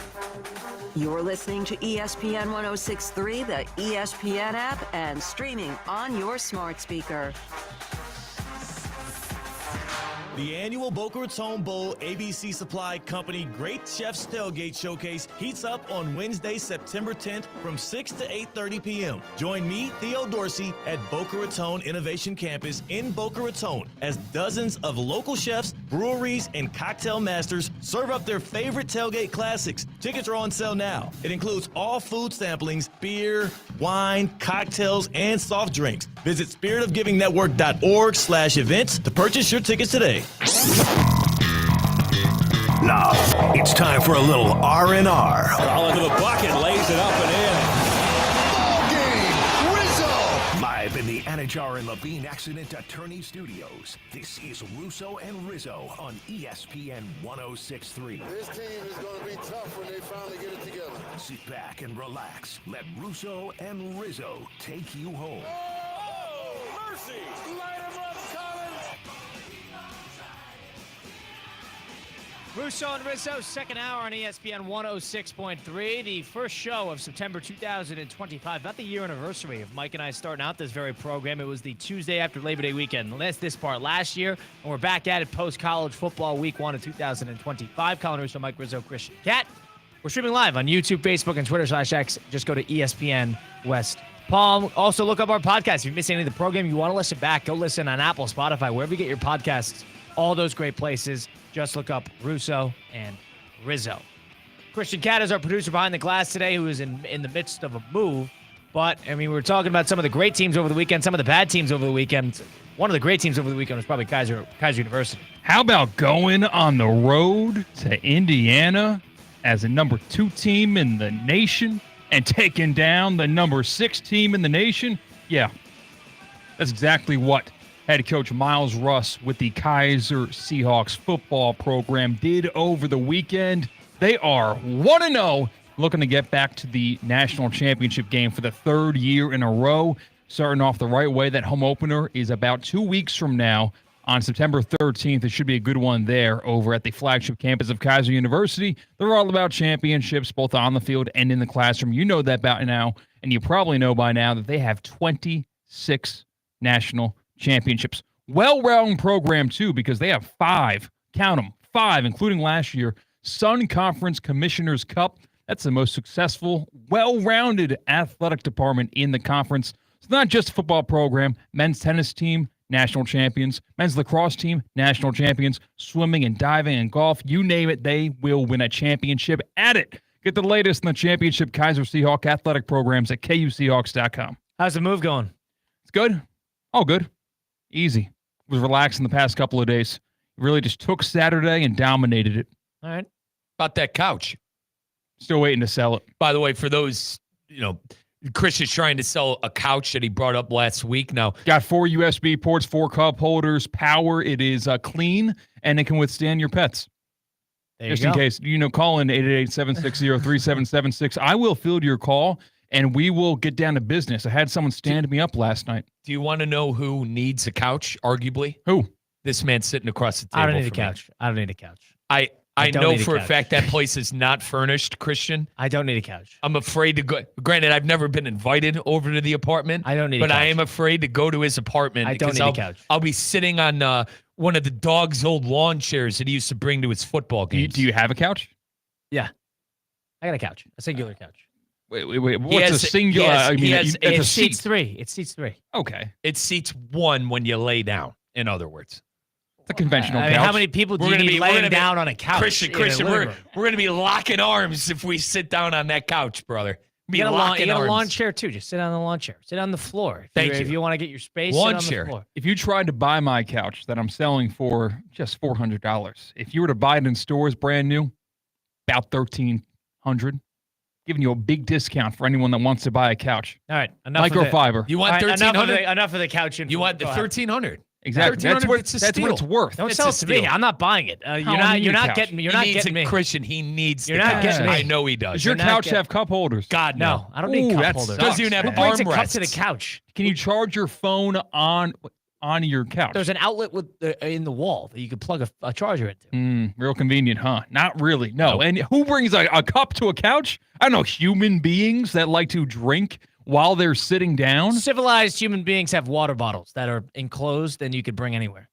Civilized. Yeah, but you can't rest anywhere. Put it on the floor. Yeah. That's disgusting. The water is inside the water bottle. Yeah. And then your lips touch it too. Christian, just getting kicked up. I'm not your market here. I'm not your market. You're not getting me. You're not getting me. We need an updated picture of Casa del Russo. It's not bad. You're not gonna. It's a mess right now because I'm packing, but my apartment is in good. Yeah, I'm not your market, Christian. Are you moving too, or just going away for a while? No, I got the Ironman on this weekend, so I'm packing up my bikes and everything. It's a huge. I forgot. How much of a mess is one weekend's trip gonna destroy the apartment? You take apart a bike and you put it in a bag. Yeah, it takes a while. Christian, come Sunday, NFL Red Zone, Cleveland Browns, Colin Russo doing his Ironman.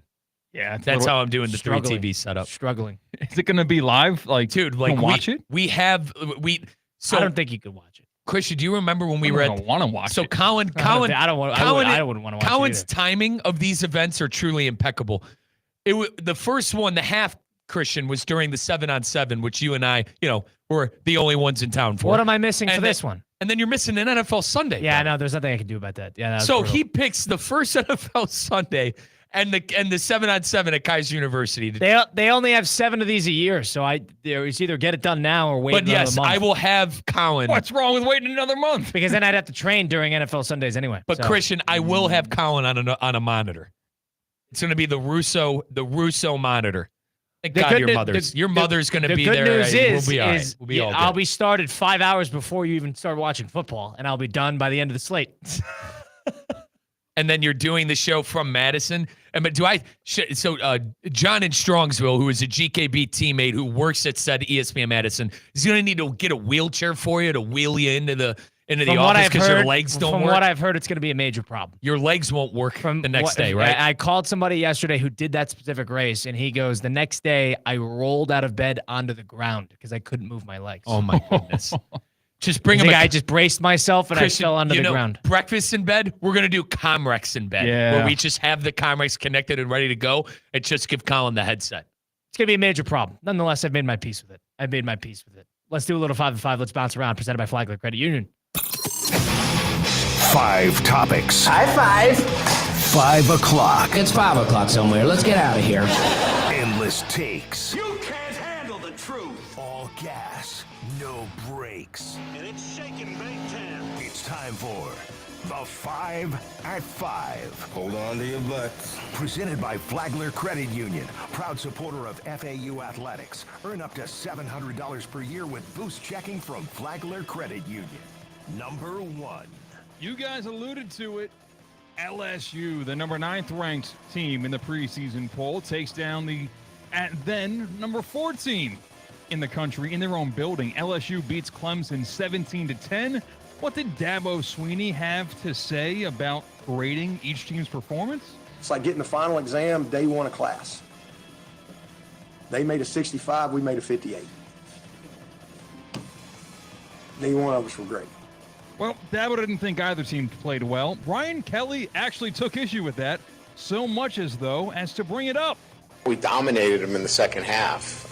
So he's either a really good grader for, giving himself a 58, or he's a really hard grader on us, or he didn't see the second half, which that might be the case. He might not have wanted to see the second half. Any problem with what either of those big ego head coaches had to say with their media availability? Part of me's thinking Brian just won his first opener in 7 years, and He's swinging the stick, man. Swinging, I get it. You know what I mean? It's been a while, since we've not started behind the 8 ball to start the season. But to a credit of Dabo, Clemson's kind of culty. Let's call it we see it. It's probably the last cult of college football is what Dabo and that, the camp that he runs there.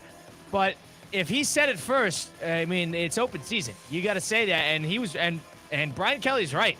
That game was close throughout the first half, but then the second half, LSU, especially defensively, punched him in the mouth. One right after it comes. So, do I think it's a little rich that he's victory touring? Oh, did he watch the game? Did he? USC could have said the same thing last year to LSU, and they didn't. So keep that in mind as well.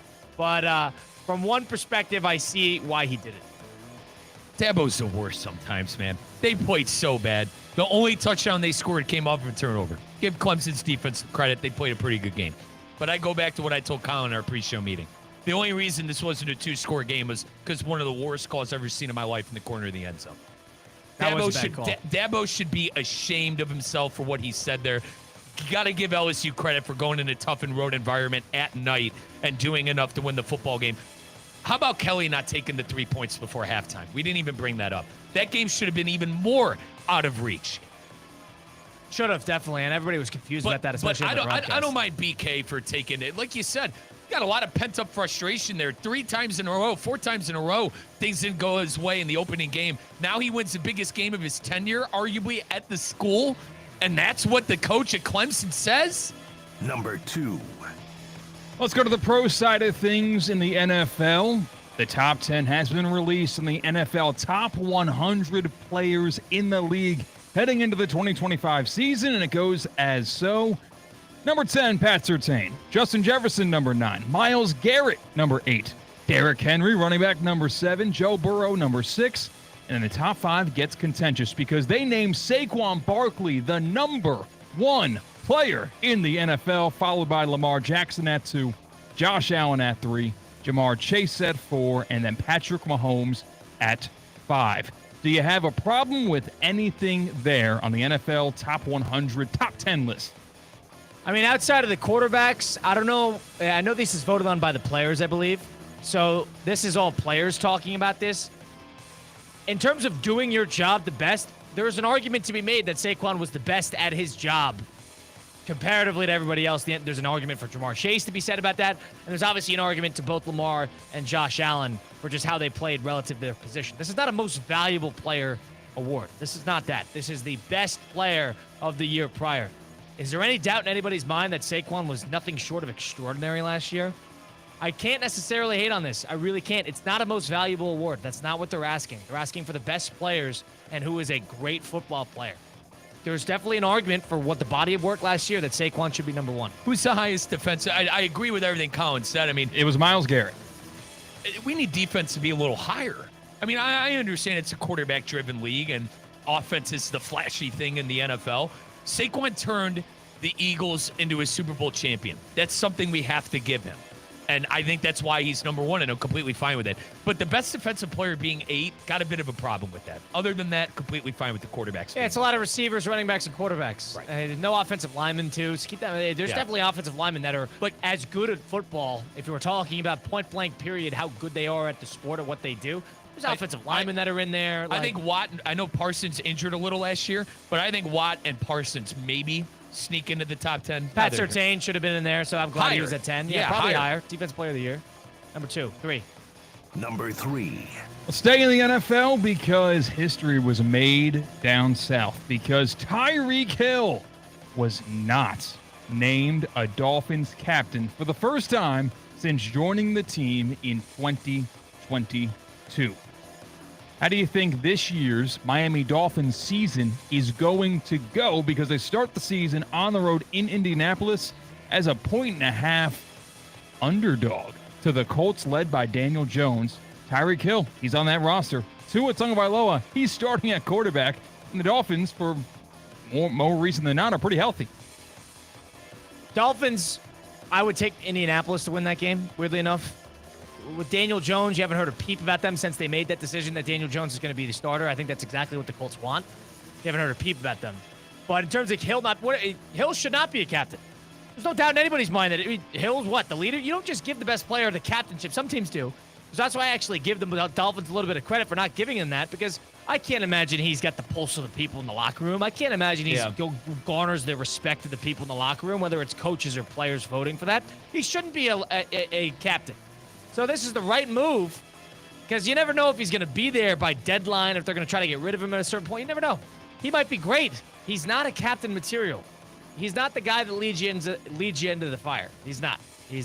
There's a reason he left Kansas City, and there's a reason that he's had one foot out the door in Miami. Mike McDaniel has received a lot of scrutiny this offseason for practices, for players fighting in said practices and not looking good, and scrimmages against other teams in practice and preseason games.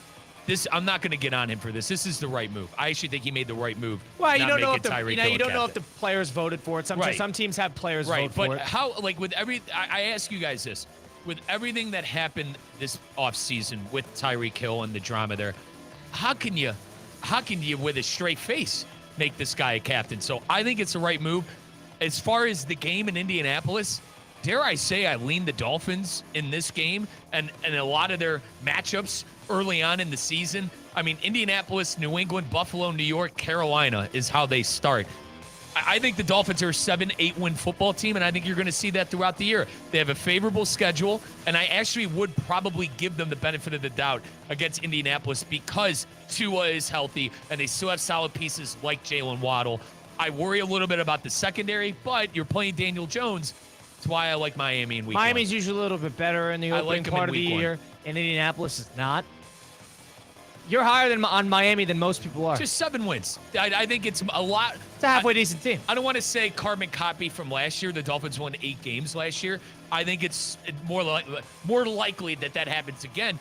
And if Tua is able to play the whole season, maybe a little more. I don't know. I still, when I look at that division, the Jets are the worst team. I got to decide if they're better than New England or not, Colin, and I don't think I can do that before I see a game. A lot of people, what's that New England over-under, like 8.5? Like, a lot of people are high. Trendy team. Yeah, Hard Rock Bet, good friends at Hard Rock Bet are high on the Patriots. They're not going to be the worst team in the division, the Miami Dolphins, but I can't sit here and say they're going to be the second best team either. I think 7 wins is a good place to place in that. Number 4. Probably the best game of the weekend took place right here in South Florida, 27-24. The U beats Notre Dame by the same score that Notre Dame beat Penn State in that building at the end of last season. Wasn't it poetic? But what I thought was very funny was the sidelines.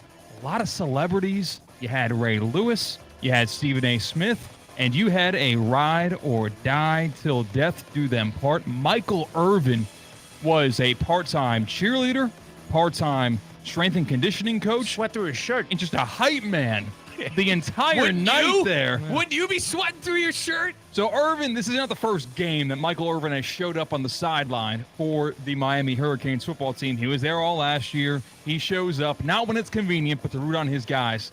Did you think Michael Irvin may have gone a little bit over the top for someone who's not listed as a coach or employee, as he's just a famous alumni, or did you like it? Michael Irvin's been the same his whole life. He's been the same his whole football career. He's been the same since he was a player at Miami. He's been the same all throughout that. And I don't anticipate him changing for any sort of, whether he's on the field or not. This is who he is. He is the ultimate entertainer. He's a showman. He's energetic. He's emphatic. He's animated. That's who Michael Irvin is. You don't. Yeah. He doesn't show up if you don't ask for him to show up if you're not expecting. There's no secret out of the 3 Florida teams. I lean Miami more than the rest, and for a lot of the reasons, it is Michael Irvin and some of that. I mean, Hall of Fame alumni that they have. By the way, first off, I don't think he went over the top. I'm completely fine with how he acted on the sideline. It's Michael Irvin. You know what you're going to get.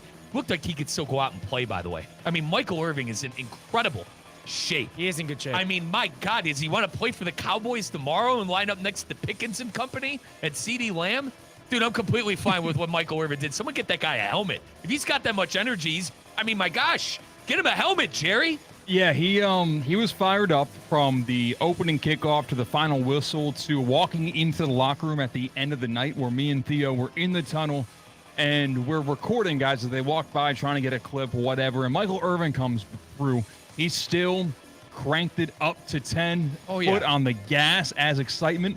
And for a second there, while Mike Irvin is giving daps up to all staff, maybe they were film guys, maybe they were just trainers or whatnot, he looks at Theo dead in the camera for a second. And we're like, hold on, wait a second.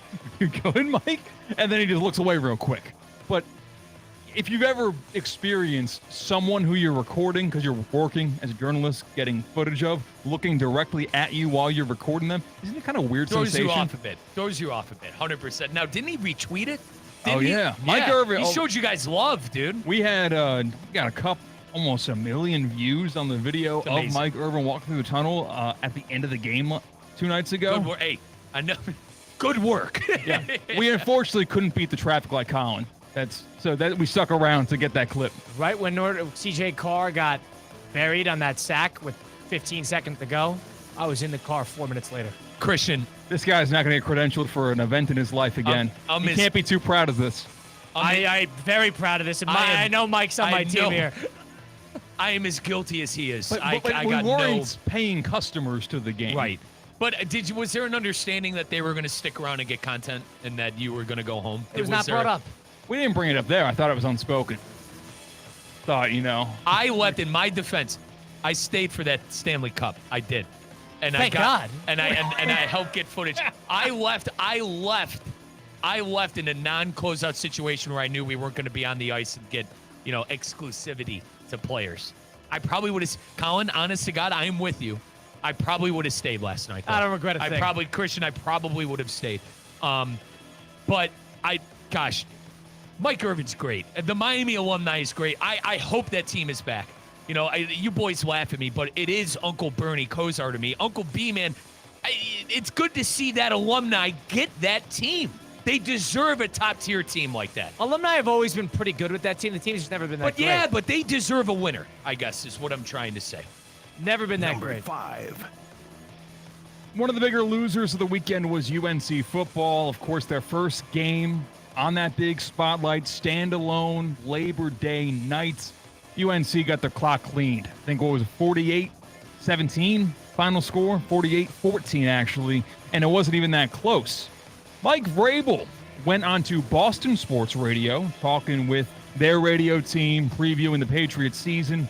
And, of course, the elephant in the room is how bad it went for Belichick the night before. So this Boston Sports Talk radio show tees up Mike Vrabel and is saying, you coached in college. It's got to take a while, don't you think, to get a program going? Here's what Mike Vrabel had to say. Well, I mean, you've coached in college. It takes a while, don't you think, to get a program going in there like that? I don't know. Urban Meyer won 12 of the first 12 games at Ohio State, so it didn't take him long. That's my experience in college football. All right. Okay. So it didn't really hold any punches there. Mike Vrabel didn't really back up his guy, Bill Belichick, and kind of threw him to the wolves there. Did that surprise you at all? He owes nothing. Here's the thing. I know he's got a relationship with Belichick, but again, you don't lose 48-17 and expect to, be protected by people around you. Vrabel's got the perfect situation. He is what if eventually DeBoer and DeBoer's. I'm gonna shift this to DeBoer for a second. DeBoer's the guy who followed the guy. You want to be the guy who follows the guy who followed the guy. Correct. Vrabel's the guy who followed the guy who followed the guy. He followed Jared Mayo, who followed Belichick.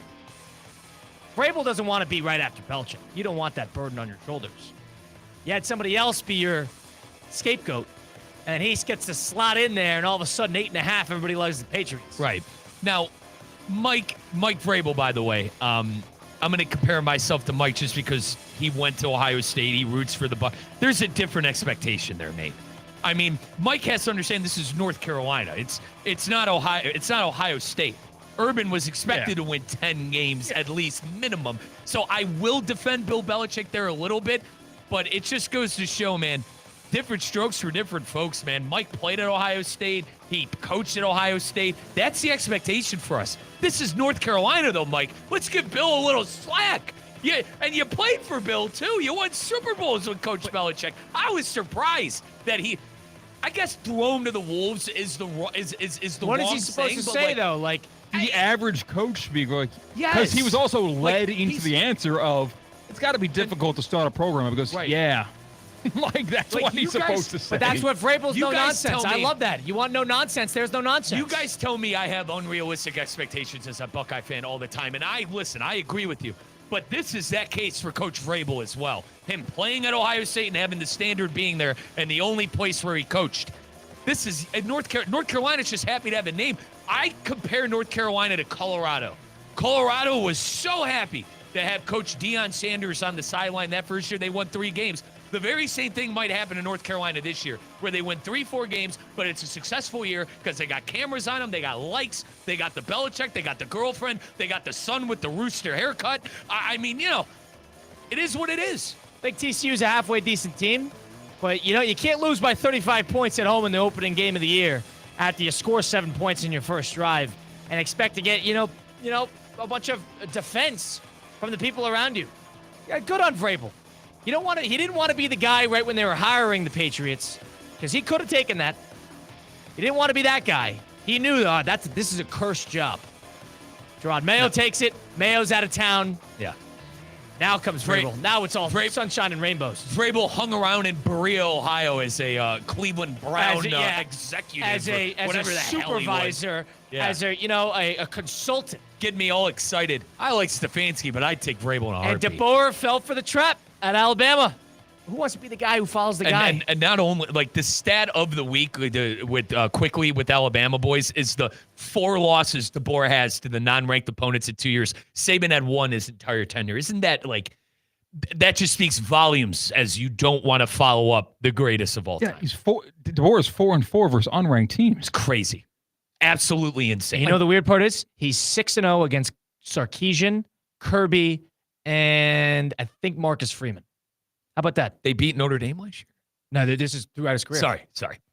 Washington. Yes, but he's been, hold on, there's something to that too. Isn't that bizarre? Yeah, but he's bizarre. Colin, you keep losing those games, and we could agree to disagree if he'll be on the hot seat. Marcus Freeman. Somebody else, but it's somebody big. But we could agree to disagree. If he keeps losing those games, he won't have a job next year. I can almost promise that. If he keeps losing, they win 6 games. Yeah, there's no way he could stay. Now the buyout is $70 million.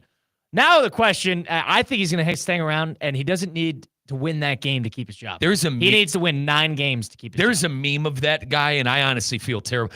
Colin, it's him squinting in the sun and his teeth showing. I mean, that's all you saw on the sideline for the first 2 hours of that game. Just him looking clueless. You hate to be the guy who followed the guy. And then in the post game, or rather, it might have been yesterday, Colin, when the coaches talked to the media.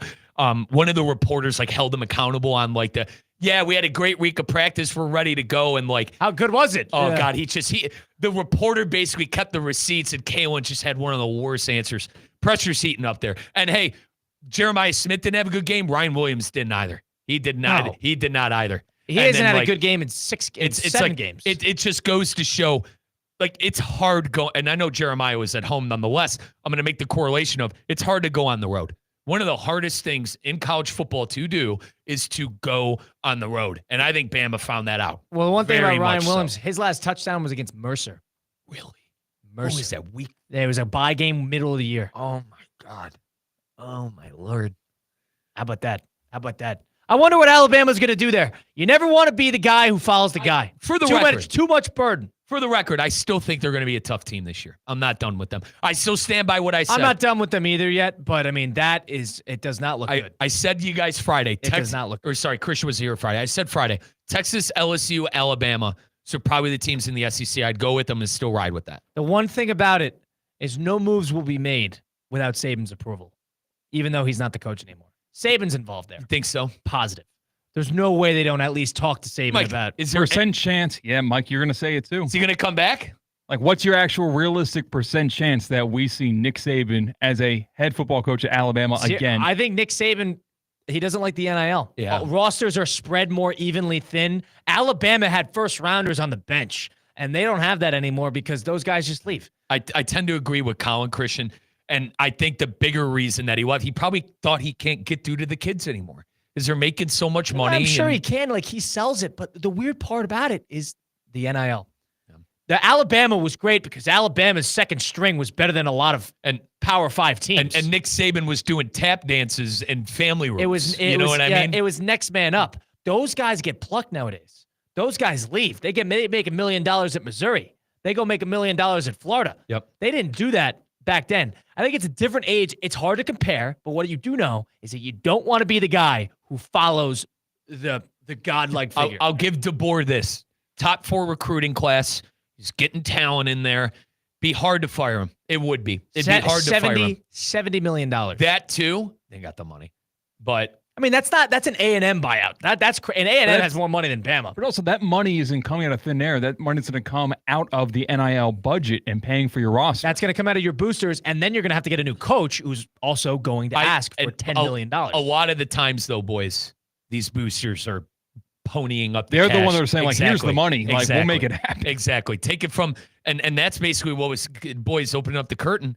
That's what was happening with Coach Day and losing 4 years. Thank God Day one. Honestly, you made the phone call and said, Day hey, was given more than 14 games, but I understand. You understand what? Yeah, but like people, the boosters specifically, were very tired of not, getting up to expectations. He never beat Michigan. I understand. Right, and then not going on runs, not winning the big ones in the playoff, and that's why, so happy hindsight 2020 that happened and that it's all good now. But Alabama boosters, I think if this continues, and to your credit, win 6-7 games, they'll pony up the cash. Don't you worry. Weirdly enough, I say 6 games. I agree with you. 8 games, I don't.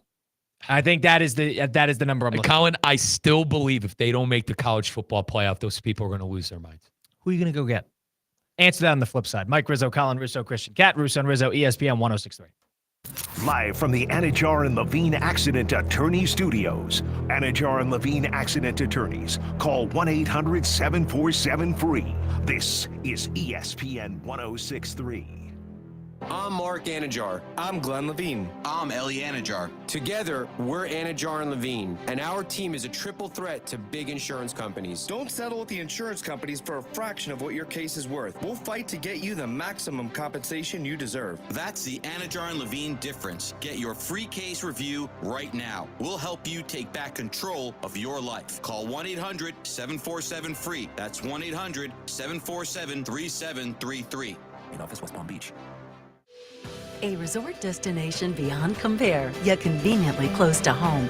The Breakers Palm Beach offers everything you desire with the service you deserve in a breathtaking oceanfront setting. Immerse yourself in unparalleled seaside glamour and enjoy all the Breakers has to offer as you create lasting memories with those who matter most. The best part, you don't have to travel far to feel worlds away. Visit thebreakers.com or call 1-800-BREAKERS today. Want to accelerate your career as a manager or executive in the exciting industry of sports? Florida Atlantic University's MBA in Sport Management program is ranked #1 in Florida and 10th in the world. Students learn practical and applied skills from top faculty and experts who work in the industry. With a 94% placement rate for all grads, the full-time MBA program sets students up for success in the world of sports. Check out Florida Atlantic University's MBA in Sport Management program today by going to business.fau.edu. Does your business leave a lasting impression? Attractive, eye-catching signs help you stand out from the crowd and create a strong brand identity. Our team at Signorama West Palm are experts in helping your business get noticed and get effective signage in front of your potential customers. Our team can turn your blank windows or plain vehicles into money-making branding machines by drawing customers' attention to your business. So if you're looking to leave that lasting impression, call us 561-687-7993 or visit signoramawpb.com. What if every use of your debit card turns spare change into something meaningful, like growing your savings and supporting local community causes? With Flagler Credit Union's Impact Checking with Everyday Change, your spare change can have big impact. Each transaction can be rounded up to grow your savings and support nonprofits that provide meals, shelter, and essential services locally. Make an impact in your life and in your community. Open your Impact Checking account today. Insured by NCUA, official credit union of Florida Atlantic University Athletics. For the first time, you can stream all of ESPN all in one place. And guys, it's changed the game for me personally. All the best live sports, the most championship moments, studio shows, documentaries, and originals. Too many to even name them all. Plus, all these great new features like watching 4 games at once in multi-view. Your fantasy football team updates live in-game. Sports Center, customized just for you. They thought of everything to make this the ultimate destination for fans. You got to check it out. Sign up for the all-new ESPN app, like right now. You lather, rinse, moisturize, and repeat. At this point, you're practically training for the Shower Olympics. But here's the twist. It's not your shampoo's fault, it's your water. Hard water leaves a mineral residue that clogs your pores and dries out your hair. Culligan water softeners remove damaging minerals, revitalizing brittle hair and dry skin. Upgrade your shower system today for only $79 a month. Visit Culligan.com for more information or just say, "Hey, Culligan man!" I know you be hearing this and that from here and there, but please trust and believe, little mama. I see you gonna ride for me, so I'ma die for you. Is you with me?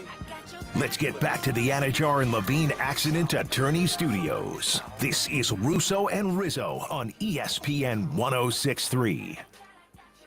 Well, now that we're in the thick of football season with the NFL starting in just about 2 days, you can open up your ESPN app and you can check out a bunch of new features now that the direct-to-consumer product has officially launched about a week and a half ago.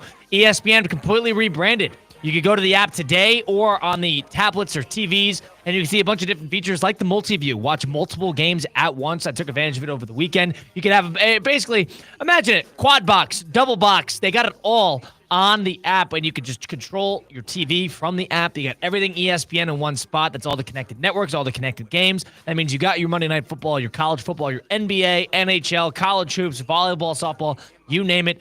They have it all on the ESPN app. They got shows like Sports Center. They got shows like First Take, College Game Day, which was great over the weekend with Lee Corso. And they got the entire 30 for 30 library. My favorite part is if you check out the app, you check out the bottom feature, there's something called Verts. You press Verts. It's like any other social media, but it's catered to what you like. It caters your favorites, it caters your teams, and it caters your, interests in terms of sports. And they give you exactly that. So if you're an A's fan, if you're a Yankee fan, if you're a TCU fan of all teams, scroll, here's what happened in the TCU game. Scroll again, here's what happened in the Yankee game. You got it all in one spot on the ESPN app. Go sign up today. It's all of ESPN in one place. Sign up now.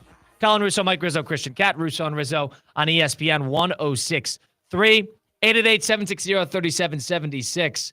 We were on the topic really quickly. Now Alabama's got as much pressure on them now as they've probably ever had because of performing today, performing in the next couple of weeks. Well, and they don't have an easy schedule. This is going to be a very tricky next 3 games for Alabama. I think all offseason they heard how much they were going to beat Florida State and by how many. And then they get punched in the mouth like that on the road. Throws a complete loop. It does. And Kyle, if I could disagree with something you said earlier, you said maybe Alabama can afford that loss. Brother, I know they have an easier-ish SEC schedule comparatively to Florida, Oklahoma, some of the other ones, but it's still the SEC. It's still teams week in and week out that you're worried about. Like, you're worried about the Kentuckys of the world. Vanderbilt with their quarterback is a problem. I mean, Alabama lost to Vanderbilt last year. So I think in the sense of that game specifically, you wanted to start with the right foot out, and they didn't do that, and Florida State made them punish. I think the most alarming thing, too, dude, they lost the trenches. That's something Nick Saban owned his entire tenure. Even Colin, even the years they wouldn't win the national title, they were winning those battles up front on the offensive line and the defensive line. They look soft. I'm going to say it. I'm going to say the S word. They looked soft, and it looked like Florida State wanted it more. Was it more about Alabama or more about Florida State? I think it's a mix of both, but if I had to pick one, Florida State, because I would agree with that. I think I told you Alabama heard all off season that they were going to beat Florida State by, it wasn't if they were going to beat them, it was going to be by how many. And then Florida State on the other side heard the waffle too. And coming off 2 wins, yeah, I think Florida State probably more the reason, but I still don't give DeBoer and company, they have the better athlete. I'm going to say it. They have the better athletes up front. They just didn't want it more. The thing about it makes it so hard to grade because what are we supposed to think? Is he supposed to waltz in there and win 11 games yearly just because of the program? You still got to coach and win the games, and you're following the biggest shadow in the history of the sport and maybe the history of college sports. It's almost unwinnable, that situation. I had an Alabama fan come up to me. My buddy Seth went to Alabama, my brother's old roommate down in Orlando. He called me. He was so distraught after that game, and he goes, why couldn't we do what the Buckeyes did and just seemingly go into Ryan Day? And he does that. Not everybody can do that. Not everybody has the structure to do that. And it hit home just because, maybe Alabama doesn't figure out the coach for a little bit. And they didn't sign from the Saban tree. That was what they did. That was different. How about Michigan, too? After Lloyd Carr, Michigan struggled with a lot of coaches till they found Harbaugh. It happens. I understand Bobby Bowden to Jimbo Fisher for Florida State seemed, seamless, but yeah, Willie Taggart there too, ran that pro. I mean, you have and how has post Jimbo worked out too? Right. That's why, as an Ohio State fan, I just dread the day of one day being a 6-5 win team. But I understand, maybe that's not the situation my team's in. I still don't think Alabama's winning 6 or 7 games. I think they're at least going to win 9 and compete for a playoff spot. There's too much talent on that roster. And if that guy can't win 9 games with what's on that team, Colin, I don't think he deserves a job. Well, I'm going to be honest here. I can't sit here and talk about the talent too much. The quarterback, he's been sitting there for 3 years, basically pregame talking about how he's waited his turn. And, he sat behind Bryce. You sat behind Bryce Young. And he was sitting behind Bryce Young, and then all of a sudden he sat behind Milroe and back and forth and the other. And I know Milroe was, no easy road. He was up and down last year and even the year before. But they've been waiting for him, and, Saban didn't want anything to do with him. Saban didn't want to play him. The previous coaches, that's multiple coordinators, multiple coaches who didn't want to play him, and he's sort of the last possible option that Alabama has here. Now they're struggling, and now you don't really even know what to turn because he's it. He had 20 incompleted passes, but I hardly think he was the biggest reason they lost that game. They lost that game because they gave up 31 points to Florida State. That's why they lost that game. Defense has been an issue with that Kalen DeBoer team dating back to the Oklahoma loss last year, the Vanderbilt loss. I'm not necessarily going to put it on the defense against Tennessee, the third game that they lost in the season, but I think with Simpson specifically, 20 incompletions, I think to throw 50% of your passes is unacceptable. But I don't think everything was on that young man. And he did not have time. I mean, Colin, he did not have time either. He was running for his life. They couldn't get a running game going, but, he wasn't anything special. He had moments. I give you that, moments. And you're almost rooting for him because he's been waiting there, and he did it the old-fashioned way. But, he left a lot to be desired, at least from that position. And Alabama never has a great quarterback. Outside of Tua and Bryce Young, they really never do. But from where I stand, he's sort of that last final option. Alabama's going to have to figure this out because they're not out-talenting everybody like they used to. Right. They don't anymore. Well, talent is too evenly distributed around the SEC and around college football. And I could even say those teams with Saban were talented, but there was an identity. No, but they were better than everybody as well in terms of talent. But what's the identity of a DeBoer team? I don't think he hasn't found that yet. Right. And you thought after that Georgia game, remember let's rewind to the Georgia game last year where Alabama was the number 1 team in the country after beating Georgia. We're a very long way separated from that. And what we thought was a shoo-in in Tallahassee turned out to be disaster. And before the SEC schedule, before you even played a down of SEC football. Let's consider his position, though. And I'm not here to defend him because I think he's a pylon on the sideline. He is completely lifeless. They clearly don't play that hard for him. He doesn't invigorate any sense of urgency to the player. I get that. But he's walking into an Alabama now where Saban was at the tail end of his career. He could keep the players there, bring the players in. And you saw the exodus once he got there. I know he's getting still prospects, but Saban had not only prospects, but he had depth. They were too deep, better than everybody else by far. Just off of the people that there was an NFL factory at multiple positions. They won championships. They won every single year. They dominated the SEC. They were a fearsome unit. Culture was great. That all worked out. DeBoer now has to walk into that, sort of fill those shoes. And on top of that, there's a guarantee because of NIL that you're not going to have nearly as much talent as you, comparatively to the rest of the field, as you used to. And he's going to have to win it more so through the X's and the O's and identity and strengths, and instead of just out-talenting everybody. And I think that's maybe what he was expecting. We have so much talent that I sort of just got to let these guys run wild, and they're walking all over him. Yeah. That's what it feels like. Yeah. They're walking all over him. And I saw, and I don't know if there's any accuracy to this, so take this with a grain of salt. But, all the Alabama fans who are complaining on social media, talking about it, well, I've heard that these players don't care about him, and they're hanging out late night. The classic non-football things that you don't want to see from your team. And this is what Alabama is now. They're walking all over him. It's big to set a culture. With every head coach. Say what you want about Franklin. Okay, there's a culture at Penn State. There's a culture at Ohio State. There's a culture at teams that are consistently top 5 teams year in and year out, and who lose less than one or two games a season. There's a culture. You want who's on his way to doing that too? I think it's Dan Lanning. I don't see it with DeBoer, and a lot of it is we're 15 games in. Yes, and I think I was going to say, Kyle, a lot of it is because of that shadow. It's because of that shadow. And maybe he wanted to do things a little different than Coach Saban. He should have. You can't walk in there and be Saban clone because you're not going to be Saban. Right. But there isn't a culture. Like Kirby Smart in Georgia, there's a culture there. There's a tone setter there. That's why I got on TikTok Tommy Castellanos, because you're making TikTok's brother. That doesn't happen at Ohio State. That doesn't happen at Georgia. That doesn't happen at these top-tier there's a culture. The one thing, hold on.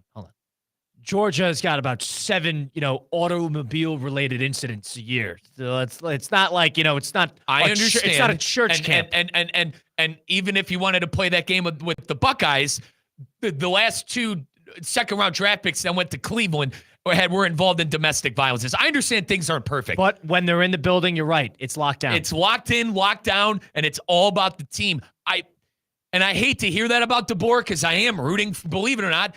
I can't stand Alabama, but you hate to see a guy like that come in after Saban. He's just trying to find an identity, and you almost can't blame him. Yeah. Christian, if I can, partner, what was the record, DeBoer? I know he's lost 4 games, but it's 4-4 against unranked opponents. Unbelievable. You cannot do that. 888-760-3776. We have the 5th quarter coming up from 6 to 7 p.m. where Mike and I will take you through a bunch of picks that we have on the future NFL season and with what's going on with college sports. We've got a lot to do. We'll close out Russo and Rizzo next. It's Russo and Rizzo, ESPN 106.3. Live from the Anajar and Levine Accident Attorney Studios. Anajar and Levine Accident Attorneys. Call 1-800-747-FREE. This is ESPN 106.3. Overheard at the Hard Rock Bet Party. How'd you get your money so quick? Hard Rock Bet's got lightning fast withdrawals. Almost as fast as Dale Jr. valeting cars at this party. Man, he's fast. Hard Rock Bet's fast withdrawals have given me new motivation. Tips are appreciated. Hard Rock Bet Sportsbook. Roll with us. New players bet $5, get $150 in bonus bets if you win. Payable in bonus bets, not a cash offer. Offered by the Seminole Tribe of Florida. Must be 21 and up and physically present in Florida to wager. Terms and conditions apply. Concerned about gambling? Please call 1-888-ADMIT-IT. Football season is here, and the ultimate game day headquarters is Twin Peaks. Whether it's college Saturdays or NFL Sundays, catch every kickoff, every touchdown, every Hail Mary right here at Twin Peaks. Eats, drinks, scenic views. From scratch-made favorites to ice-cold 29-degree draft beers, Twin Peaks is delivering all the winning plays. Looking for a stronger lineup? No one does game day like Twin Peaks. Twin Peaks, come for the game, stay for the experience. Hey everybody, it's Cade Chumsland. Every week, Land Rover Palm Beach supports local student athletes as they grow on the field, in the classroom, and in the community by naming a Player of the Week. This year, $35,000 will be awarded to student athletes and their schools. Tune in to ESPN West Palm High School Game Day every Friday night as I unveil this week's featured athlete. If you have a great performance that I need to know about, DM us at ESPN West Palm.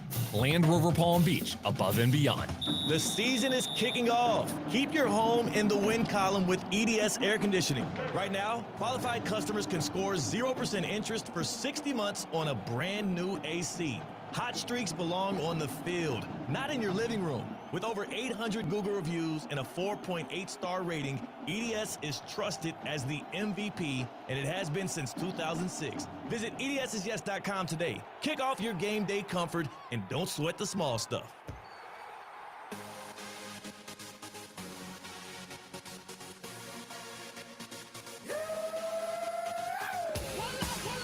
Let's get back to the Anajar and Levine Accident Attorney Studios. This is Russo and Rizzo on ESPN 106.3. If you open up your ESPN app and you click that little TV icon in the top left corner, you can find the Where to Watch feature on ESPN, which you can catch every game, every league, every sport, and where exactly to find them, whether on ESPN or the adjacent networks according to ESPN. For me, U.S. Open tonight. Novak Djokovic, Taylor Fritz, 8:30 p.m. in the quarterfinal. I'll be into that. That will be on ESPN, and I will be in tune to that. And they've been on throughout the week. I know Mike wants tennis to be paywalled, but I am in on watching Djokovic and Fritz tonight. I put it on for you in the City Place studios. Did you not see I put it on for you? That was you? I thought you'd be all... Yeah. It was ESPN. No. I switched it. Oh, okay. It was... Mike, how'd you know what channel it was going to be on? Because I went to Where to Watch, baby. Wow. It was that easy. And I guess tonight, Kyle, I really got nothing else to watch. I'm joining in a little tennis. We'll be on in the background. A little tennis. I doubt that. Dude, watch Breaking Bad with me. Okay. I restarted it last night. You just got to catch it by one episode. Is that on Where to Watch? Soon. I spoke to the developers. We'll see what ESPN acquires. I'm one of those odd birds that I'm not Breaking Bad guy. Did you finish it? I stopped after the episode, and I thought it was the corniest thing ever when he goes, Eisenberg, and the building blows up in the background. I stopped after that episode. Give it another rip. One more try. One more try? Yeah. 888-760-3776, number to get into the program. We got a mailman on the line. Jack the mailman joining us out now on Russo and Rizzo. Jack, what do you got in your mind? The speed that Florida State had was outrageous. Outrageously good. They went around the corners. They went downfield. They couldn't catch them. No one could catch that speed of the Florida, Now, Jack, you're all in on Florida State and their speed. What do you make of Alabama there? Was that more of Florida State being great, Alabama being not as good as they were, a mixture of both? What was it to you? Alabama wasn't ready for them. They were not ready for that speed that goes around the corner. I watched the game. I couldn't believe how many times they went around the corner and they picked up 12, 14 yards. Alabama could not keep up with them. Good call, Jack. Appreciate you chiming in. To his credit, who is number 12? Now, he mucked the punt at the end of the game, which almost let Alabama back into the game.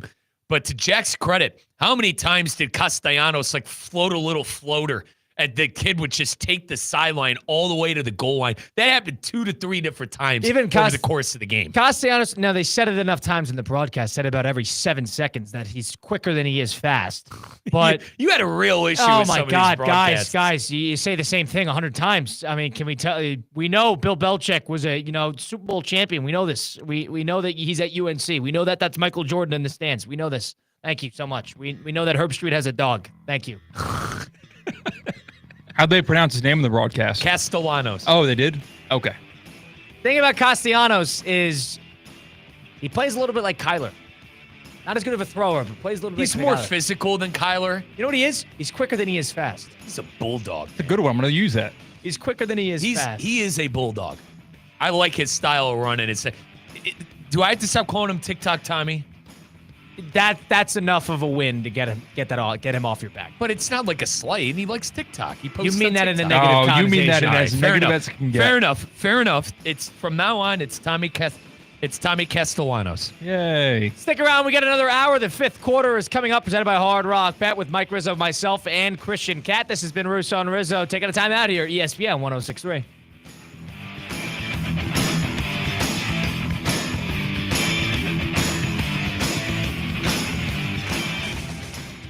Safebound Moving and Storage is growing.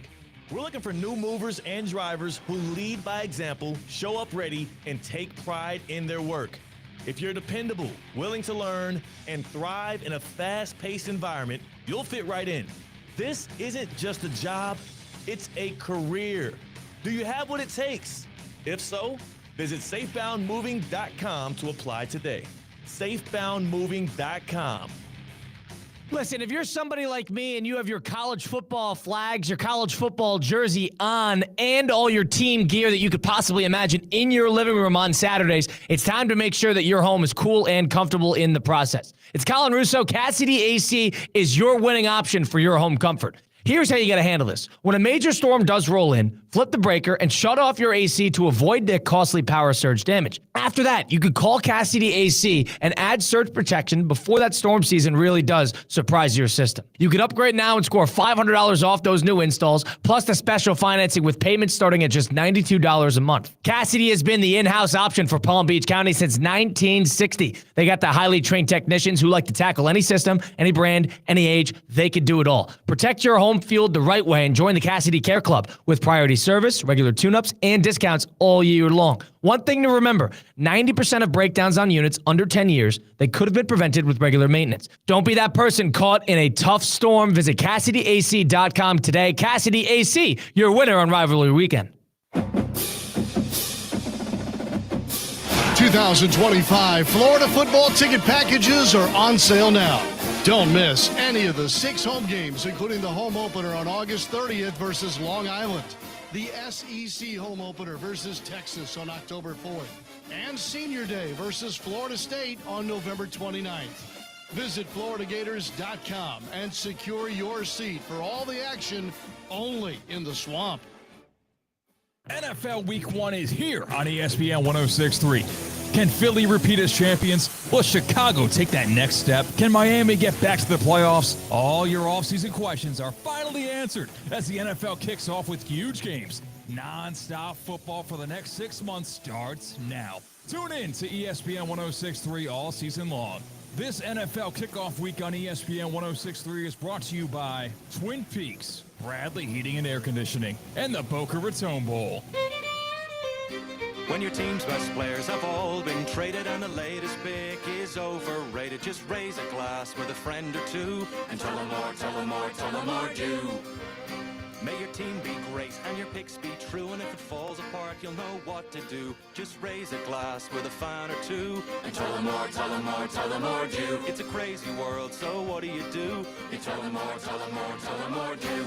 Hey! Tullamore Dew Irish Whiskey, imported by William Grant & Sons, Inc. You lather, rinse, moisturize, and repeat. At this point, you're practically training for the Shower Olympics. But here's the twist. It's not your shampoo's fault. It's your water. Hard water leaves a mineral residue that clogs your pores and dries out your hair. Culligan water softeners remove damaging minerals, revitalizing brittle hair and dry skin. Upgrade your shower system today for only $79 a month. Visit Culligan.com for more information, or just say, "Hey, Culligan man!" Okay, we have to talk about the new ESPN app. The most live sports, the best championship moments, and so much more. Monday Night Football, college football, NBA, WNBA, NHL, NWSL, college football, volleyball, softball, gymnastics, lacrosse, and the list goes on and on. Plus, shows like SportsCenter with SVP, First Take with Stephen A., College Game Day, and the entire 30 for 30 library. It's all of ESPN, all in one place. Sign up now. Anajar and Levine. Call 1-800-747-FREE. That's 1-800-747-FREE. The following is a paid program. ESPN Advice and opinions 106.3. expressed during this program are solely that of the hosts or guests of this program and not of ESPN 106.3 or Good Karma Brands.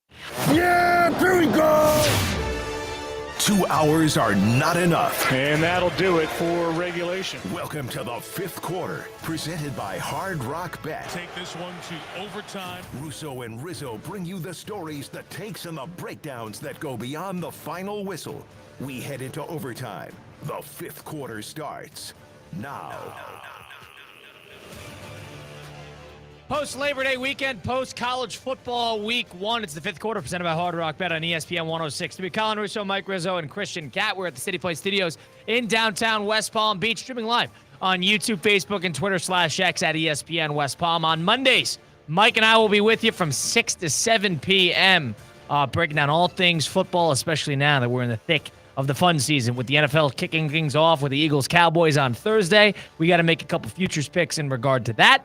And, of course, with college football week 2 on the horizon, week 1 officially in the books. Welcome in, Mike, to a 6 p.m. edition, huh? My favorite.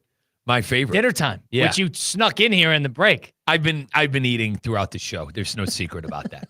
I've been eating throughout the show. The issue is I did not have anything to eat, and I picked up a late lunch before our pre-show meeting. And we had such a productive pre-show meeting that I didn't get to eat any said food items. So I've been chowing down over the last couple of breaks. And I can't wait.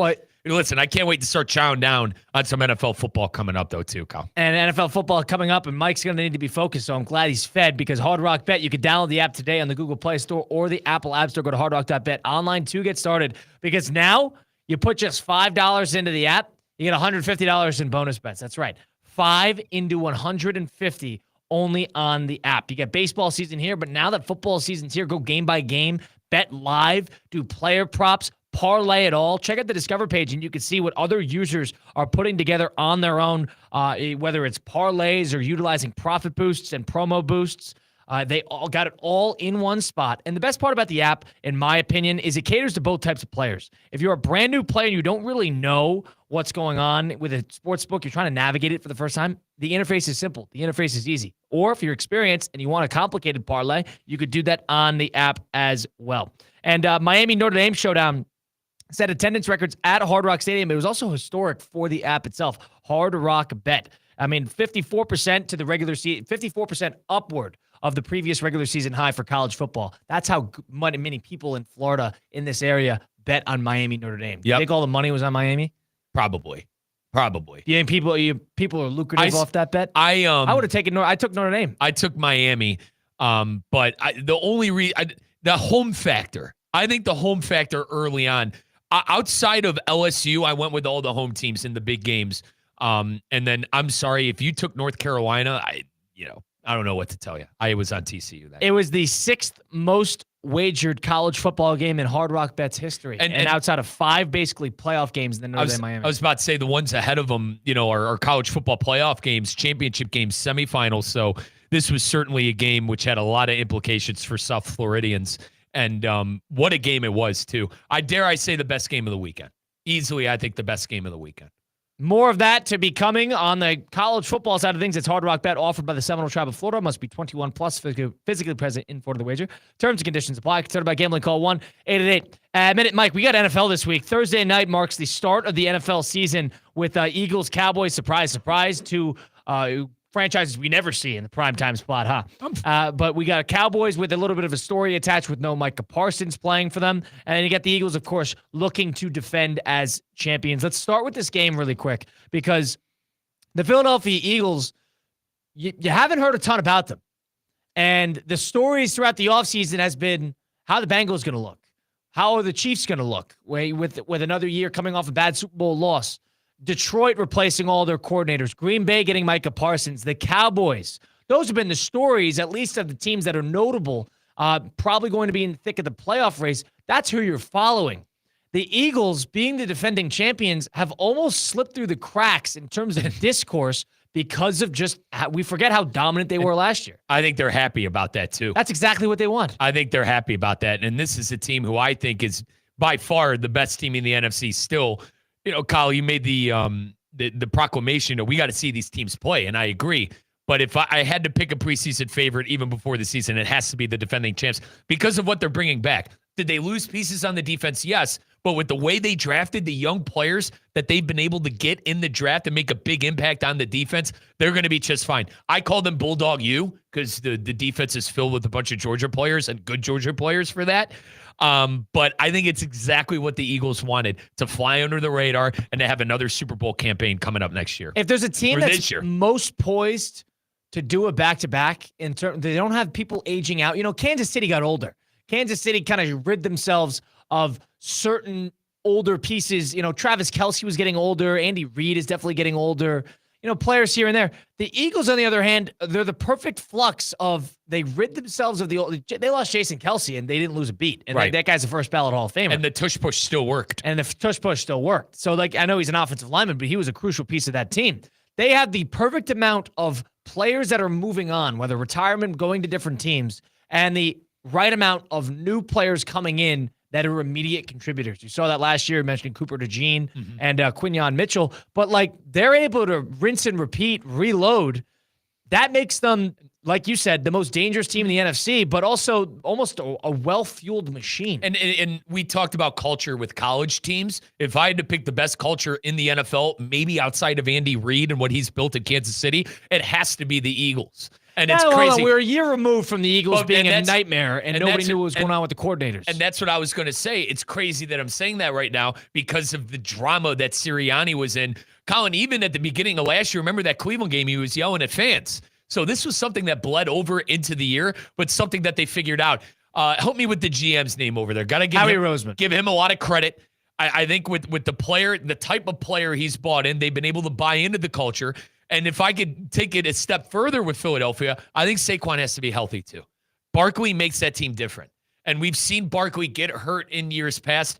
I think the Eagles, even they would admit it to you, you got to get lucky in NFL terms. You got to be healthy. You got to be healthy at the right time. There's no way to indicate a prediction. Exactly. So it's as long as their front runners are healthy, they're going to be a very solid team. I still put them at the top of the division, even with the Commanders getting older, adding more veteran talent, and maybe going for it even more than they were last year, coming off of an NFC Championship appearance. I still give the Eagles the benefit of the doubt. The thing about them, too, is there's not a ton. There was almost more pressure on them. Obviously, they need to get over that hump and win, but they won in 2018 with Doug Peterson. Mm-hmm. They're not necessarily foreign to Super Bowls. They're not. And it doesn't matter if it's Nick Sirianni or not.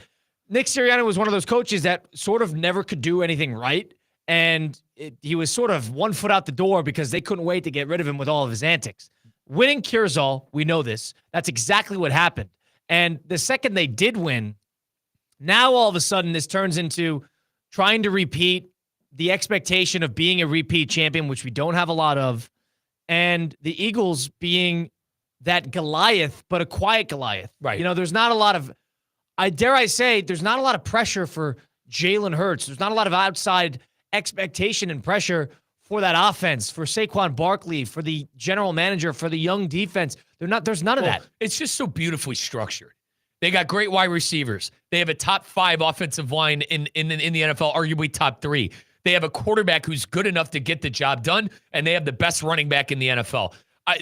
The production on that team is so evenly spread out. That's why I say it's one of the best cultures in the NFL based off of what they've been able to build and get their players to buy into. Devontae Smith under contract, A.J. Brown under contract, and they just keep drafting and getting younger on the defensive side of the ball. Colin, did they lose pieces? Absolutely. But you hope with the young player, it's plug and play. And forgive me for thinking that it's going to be that. With the Philadelphia Eagles specifically, they have a chance to, you could argue they already dethroned Kansas City, but they have a chance to go on a Kansas City-esque run with how contracts are set up, with how the talent of player and the level of quality on the roster. They have a real chance to do some damage here the next 2 to 3 years. Now, the problem is they have an absolute gauntlet of a schedule. Well, that's what happens when you get first place in your division and you win a Super Bowl. It's what happens. They got a brutal, and they play the AFC West, too. And the AFC West is probably the top AFC division top to bottom. So because of that, this is just the first 4 games just pop out to you because they got the Cowboys to open. Then they're going immediately to play the Chiefs in Kansas City. They get the Rams after that, the Buccaneers, and the Broncos. That's a tough 5. Yep. That's 5 playoff teams right off the bat. So this is not only a team that's going to be tested, but the thing about them is they got that quiet factor of that fearsomeness to them. Yep. Now, I don't know if I would put. Now, let me ask you this. Yeah. With them in Kansas City playing in week 2, you think there's more pressure on Kansas City to get back to the Super Bowl, to get back to that promised land, to get back in that win column on the ring side of things in terms of the act? Think about the timing. They don't have every year to try this. What do you think there's more pressure on Philadelphia? I think it's got to be Kansas City because clocks are ticking over there, right? You don't know how much longer Andy Reid's going to do it. Travis Kelce, as we all know, just got engaged. How much is football on his mind? He's already a Hall of Fame tight end, multiple times Super Bowl winning champ. I just think a lot of that core there in Kansas City is up in doubt as to how long they're going to do it. In Philadelphia, I mean, Saquon's in the prime of his career. Jalen Hurts is in his prime. A.J. Brown, Devontae Smith, all those guys have at least 2-3 more years at competing at a very, very high level. I tend to lean Kansas City, and just because of how bad they got walloped in that Super Bowl. Like, did they get out of the AFC? Do they deserve flowers for beating Josh Allen, for beating tough teams in the AFC? Yes, but everybody remembers that bad taste in their mouth. That's a Chief fan of not even being. I mean, Colin, they weren't even competitive.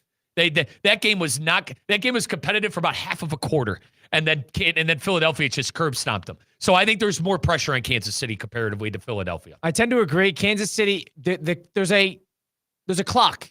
There's a actual strategic clock of how much is the core three, and the core three is Kelce, Mahomes, and Reed. And obviously you get your defensive pieces, Spags. You got a bunch of great coaches there, but Mahomes is going to be around. We know that. Maybe they're going to be great regardless of, as long as you got Mahomes there, you'll be okay.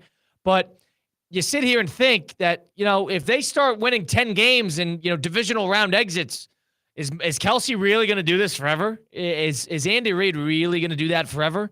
It's a little easier to come back when you're on the cusp of a Super Bowl. Part of me thinks if Kansas City doesn't get back there, that will be the opening of the floodgate. If they realize that Buffalo finally breaks through, and there's a ton of pressure on Buffalo this year. If Baltimore finally breaks through, there's a ton of pressure on them. If one of the newcomer teams wins the division and all of a sudden Kansas City's an in-and-out playoff team, that's sort of the stepping off point. All right, you know what? If we didn't do it this year, it's not going to happen next year. Let's move onward. Part of me thinks that that's a slippery slope that Kansas City's on. There's a ton of pressure. All those teams you just named, a ton of pressure. A ton of pressure on the Kansas City Chiefs. I even think a ton of pressure on the Cincinnati Bengals, who, by the skin of their teeth, were able to figure out a one-year deal for Trey Hendrickson, which seems like it's just like their last dance kind of thing. The AFC is wide open. I guess that's what I'm trying to say. The AFC is wide open, and for the first time in a long time, and Colin, I know you're on the side of you got to see it to believe it, just because of how many times Kansas City has represented the AFC. I don't think there's a shoot. Like for years, I'd go, oh, it's the Chiefs and nobody else. I do not feel that way this year. I think the Chiefs have a long way to go of getting out of the NFC, and all the other teams do as well. Buffalo, Josh Allen, what are they known for? Losing to Kansas City. Baltimore, Lamar Jackson, what are they known for? Losing the big game 2 years ago, losing to Kansas City at home when the Chiefs didn't score a point in the second half. Cincinnati, they were able to beat Kansas City, but have made the playoffs one time since then? So, there are a ton of storylines in the AFC where it's been a failure. Kansas City is that one storyline where, all right, we've represented the AFC. We've won before, but now we have the awful taste in our mouth of we're no longer the kings of the NFL because we got smoked like a cigarette in that Super Bowl. And they played terrible. They got absolutely pounded upon, and they've made 3 straight. They've made 3 straight. If they make 4 in a row, that'd be, I think, the first team since Buffalo to do it, because Patriots never did that. Making it to 4 straight Super Bowls would be quite the feat. Now, I sit here and wonder that it's probably somebody else's turn, but that's why you're going to learn a whole lot about Kansas City, because Kansas City is also that second game on the schedule in terms of Sao Paulo against the Chargers. And that's why I can't wait for the NFL season to finally kick off, because, Colin, I don't know if it's going to be Buffalo, the Ravens, Cincinnati, or whoever. I just know it's going to be more of a dogfight than years past in the AFC. That's my best sense right now on the Chiefs. I don't think they and not saying they did waltz through the competition in the AFC playoffs last year. I know Buffalo got a lot of calls against them that probably should have went their way. If they get those calls, maybe it's not the outcome that they got and being a loser in Kansas City. But regardless, I don't think Kansas City is that shoo-in. And I think these other teams are starting to get hungry, and I think they could smell blood. I think it's sharks in the water. Sharks are smelling blood from Kansas City. You They're saw leaking a little Alabama. bit. You saw Alabama get knocked off a little bit. That's because, of course, Saban walked away. But once they become mortal, and the Right. Chiefs are maybe gotten a little mortal after that Eagle loss. Once they become mortal, it changes a little bit of that dynamic. And already Mahomes isn't throwing for 400 yards anymore. I mean, he You know what can I mean? if he wants to. He can. He wins the game. He doesn't. I'm not. What, he's incapable of doing that anymore? Not saying that, but it's just the way they win is different now. It's different. The Because way they win is realize different. That coming into his career, the strength of the team was the offense, and then it sort of flipped, a la Brady, where when the strength of the team becomes the defense, you change how you play. You're less of a risk taker when you realize that we could win the field position game every single week. A lot of it happened when Hill left. I mean, when Tyreek Hill left, and granted, the defense got better and Chris Jones became a household name in the NFL. I understand that. But I feel like when Tyreek Hill left, you didn't see Patrick throwing for 450, 500 yards in some of these games and breaking passing records. Like, they've learned how to play defense and win the ugly way. Hence why our producer, Christian Katz, says he can't stand watching them anymore because it's not the product he wants to watch. Brady made a career out of it. Brady made a career out of it. They win. Brady's best offense in the history of the NFL did not win a title. It was Brady with the great defenses that ran it up and Right. basically collected rings. And that's why I like watching Kansas City, because they win ugly. Teams that win ugly, I think there's something to be said about that. Not sure if that's how this year's going to go. I do think I'm not ready to sit here and say, oh, that's it. Kansas City's done. They're not making the Super Bowl. Colin, blood's in the water. And there are Sharks out there ready to take their piece of the bait. Everybody's sort of lining up to get their crack at the champion, too. Eagles got a brutal schedule. That first game against Dallas, Dallas was plus 6.5 pre-Micah Parsons trade because everybody was under the impression that Parsons was going to come back. That line is now shifted on Hard Rock Bet app to -8 in favor of the Eagles. -8. I don't know if I would take the Eagles there. I take Dallas. You know I'm high on Dallas, though. Without Micah Parsons. I like Dallas this year. I think they win 9-10 games. Without Micah Parsons. Correct. Would you take? And you would still take? I'd say I would just root for. I like rooting for good games. I'd take Dallas +8 and root for a game. Yeah, it's the first game of the year. Can we have a good game? Now, unders, over-unders. My God. Listen, the unders in college football, all right, that was the story there. Is it going to be the same in week one?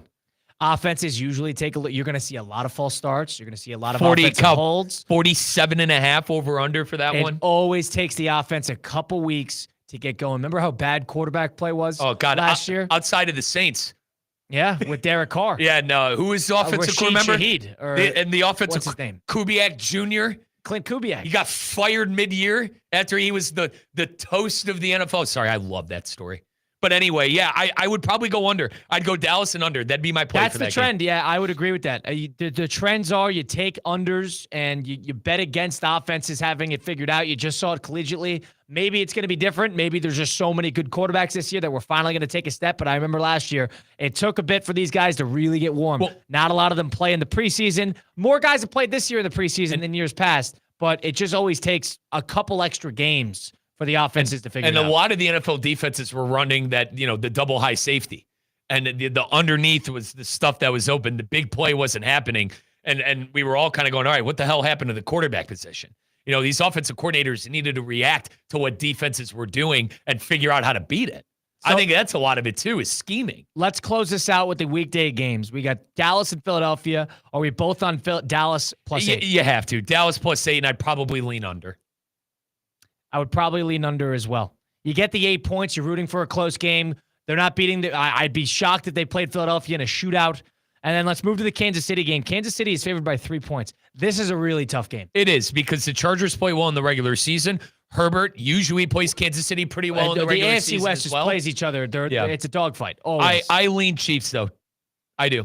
I would root for a push. That's the thing. I think this is going to be a 3-point game. I lean Chiefs with the 3, and I probably would play under. I would definitely play under now that I think about it. By the way, 46 is over-under in that one. I would lean on the side of under, and I would also lean on the side of the Chiefs. Right. I agree with you there. And Colin, I think that's going to be a push, though. And I know we're going to do this throughout the show, but 1, 2, 3, 4, 5, 6, 7, 8. There's 8 games that are at the 46-47 over-under. That seems to be the magic number this week, is 46-47 on the over-under. This is the week where the books don't have everything figured out, similar to what we do. So that's where you try to find your trend. Right. What we will do as we continue on throughout the program in the fifth quarter, presented by Hard Rock Bet, is let's take a couple futures here. Who do you think is going to have a big year? MVP odds. We're talking about all that and a couple of our over-unders. We'll do that on the flip side as we continue onward here. It's the fifth quarter presented by Hard Rock Bet on ESPN 106.3.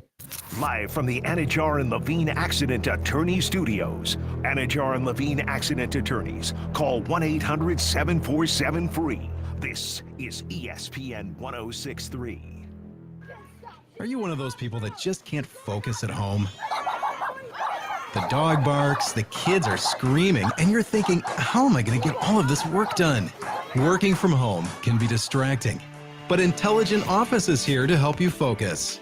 They offer quiet and affordable private office and meeting spaces in Palm Beach Gardens to help you get your work done. Call 561-472-8400 or visit intelligentoffice.com to reserve an office today. It's heating up fast in Palm Beach County. Hey, it's Colin, and if your AC isn't ready for the Florida heat, now is the time to call John C. Cassidy Air Conditioning and Plumbing. Since 1960, John C. Cassidy has kept homes cool and comfortable. Don't wait for a breakdown. Upgrade your system today with great financing available. Be sure to ask about the Cassidy Care Program for year-round peace of mind. Cassidy is proud to support our local community, including the YMCA and the Palm Beach Gardens Youth Athletic Association. Stay cool. Stay prepared with Cassidy Air Conditioning and Plumbing. Visit CassidyAC.com. Whether it's a clutch touchdown pass, a game-winning dunk, or an impressive dash to the finish, we want to highlight the best performance of the week. The winning performance will receive $500 courtesy of Baptist Health Orthopedic Care. Catch the biggest moments and winners all season long on ESPN 106.3 and ESPN West Palm Play. Nominate them today by emailing highschool@espnwestpalm.com. Baptist Health Orthopedic Care. Welcome to being treated like a pro.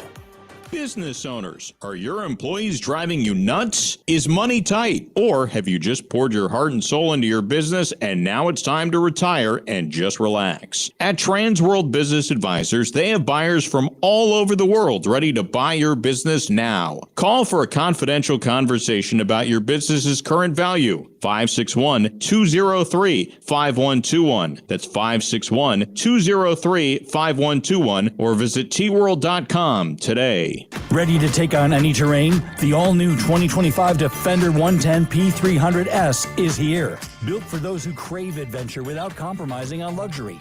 Lease the powerful 2025 Defender 110 P300S for just $889 per month for 36 months. Whether you're tackling the toughest roads or cruising the city, the Defender is ready for it all. Don't wait. Visit Land Rover Palm Beach today and experience the Defender like never before. Terms and conditions apply. See dealer for details.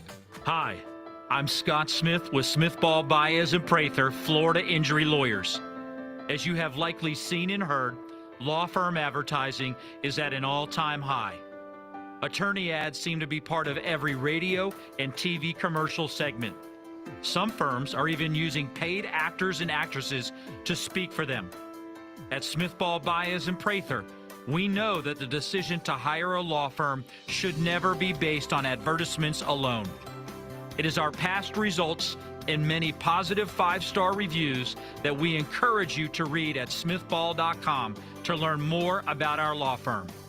We have board-certified lawyers. We have lawyers listed in the best lawyers in America and in super lawyers. But most importantly, we have experienced lawyers located right here in Palm Beach County and the Treasure Coast that are ready to be your advocate and your voice, and fully prepared to start fighting for your legal rights today. Our purpose, legal power. Our mission, huge results. If you've been injured, the lawyers at Smith Ball Baez and Prather will help. Call us at 500-HELP, 500-HELP. With Smith Ball Baez and Prather, help is just a local phone call away. Offices Palm Beach Gardens, Boca Raton, and Port St. Lucie.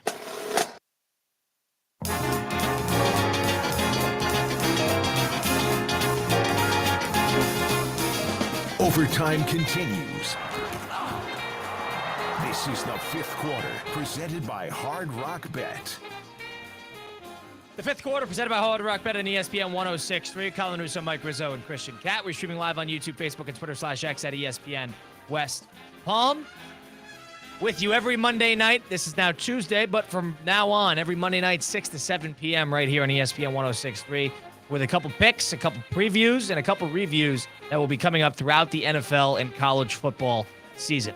All right, now that we're ahead of the NFL season, this is the last day that we'll be able to do it without choosing them with a couple games under our belt, and that's futures. We'll get into our win total futures, which we talked about a little bit. But what I first want to do, Mike, is if you check out the Hard Rock Bet app and you go download the App Store today, you could bet on pretty much any future you possibly want. You could bet on total passing touchdowns per player. You could bet on stat leaders, passing yards, rushing TDs, sacks, quarterback interceptions. You could bet on all this stuff. And you could bet on how far teams will make it, whether you think the Arizona Cardinals are going to make the playoffs, wild card round, Super Bowl winner. They have it all, and especially they have the awards as well. So that's MVP, Offensive Player of the Year, Defensive Rookie of the Year.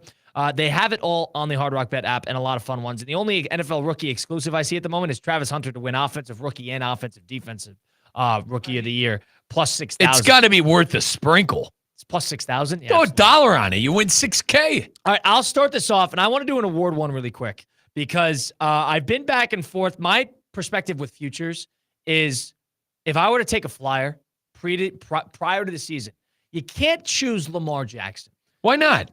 Because is it the juice not worth the squeeze? It's plus 500. It's still solid. If you're gonna, I'd still take sprinkle. No, if I were to take it's a shoo-in. How about this? Kidding. If I were to take an MVP, I would take a real flyer at somebody who's possibly going to break out. My pick, and I'll put this out right now, and I hate doing it because it's a division rival, but this is me thinking financially. This is not me thinking. Yeah, you're thinking with your wallet. Thinking with my wallet, not with my fandom. CJ Stroud is plus 2,500. Yeah. 2,500. That team is going to be healthy. That team is, they buried the offensive line. You have no idea if that's going to be any good. But just off of the odds, plus 2,500 is CJ Stroud in the Hard Rock Bet app to win MVP. Instead of Josh Allen plus 550, plus 2,500, you get some real odds out of that. To me, I think that is in terms of just utilizing the odds, I would rather bet $5 and get $130 back instead of betting $5 and getting, $200 back. I don't think there's anything wrong with those plus 500 odds. I'm a Josh Allen guy. Give me Josh Allen. 550 for JA, baby. And the team that's going to come out of the AFC. You got 18 games to play. So what? Be all right. It's Josh Allen, for God's sakes. You're not going to throw a flyer on Dak Prescott plus 4,000? He didn't win it. Let's put it this way. Didn't he throw for like 4,000 yards? He led the league in touchdowns and interceptions. He's never going to win it. He didn't win it last year? Yeah, 2 years ago. He had one of his best, probably the best season he'll ever have. Granted, he is throwing to CeeDee Lamb and George Pickens. You think Pickens will probably, be able to do something there coming up this year with everyone double teaming CeeDee. But I'm boring. I'd probably still go with Josh Allen. Josh Allen, 550, Lamar, and one of those, because those are the realistic ones. I mean, think long and hard. All right, I love CJ Stroud. He's a Buckeye, but is he going to perform better than and another thing to think about with Lamar too is his rushing. You got to put all of this into consideration. Lamar is a dual threat. Josh Allen is a dual threat. CJ's not necessarily going to be scoring 10 rushing touchdowns like the other two quarterbacks. So that's why I would still lean Josh Allen and Lamar, because I don't want to say the days of Patrick Mahomes as well winning MVPs is over. I think he's more worried about Super Bowl MVP than regular season MVP. And I think the way the Chiefs have played over the last couple of seasons has proved that as well. I'd probably, as boring as it is, folks, I'd probably still lean Jackson and Josh Allen. I really would. Fair enough. Boring. The one thing I was looking at too, I was looking at the passing futures. And before we get to the win total ones, I wanted to do a couple individual passing futures. You could bet on total passing touchdowns on the Hard Rock Bet app. So that's yards, touchdowns. They have an over and an under. They have a number attached to each starting quarterback. So I was going through the quarterbacks earlier today, and the one that caught my eye, and Mike's not going to like this because I've always been high on him, and I like having a fandom attached to it, and it's going to be attached to an over-under pick. Bryce Young's passing touchdown number. You're obsessed with the Panthers. Is 18.5. He got benched last year, and he had 15. He had benched. You said 18.5? 18.5. That's low. Mike, that's low. That is really low. That's low. If he's going to start 16 games, the guy can't throw 20 touchdowns. What does that say, though, about your over-under pick? I don't know. Listen, Joe Fortenbaugh is on that, too. So well, he's in on the Panthers. Yeah, he's in on the Panthers. If they're going to be halfway decent, and I'm betting on them to be decent, I might as well double down and bet on Bryce Young to be decent in order for them to be decent. I'll kind of cut. I'll do the same cloth. Cut from the same cloth. This pick, Geno Smith 20.5. I think he has a big year for the Raiders. Yeah, you're in on the Raiders. I just think the Raiders win 7-8 games this year, and I think a lot of it has to do with Geno.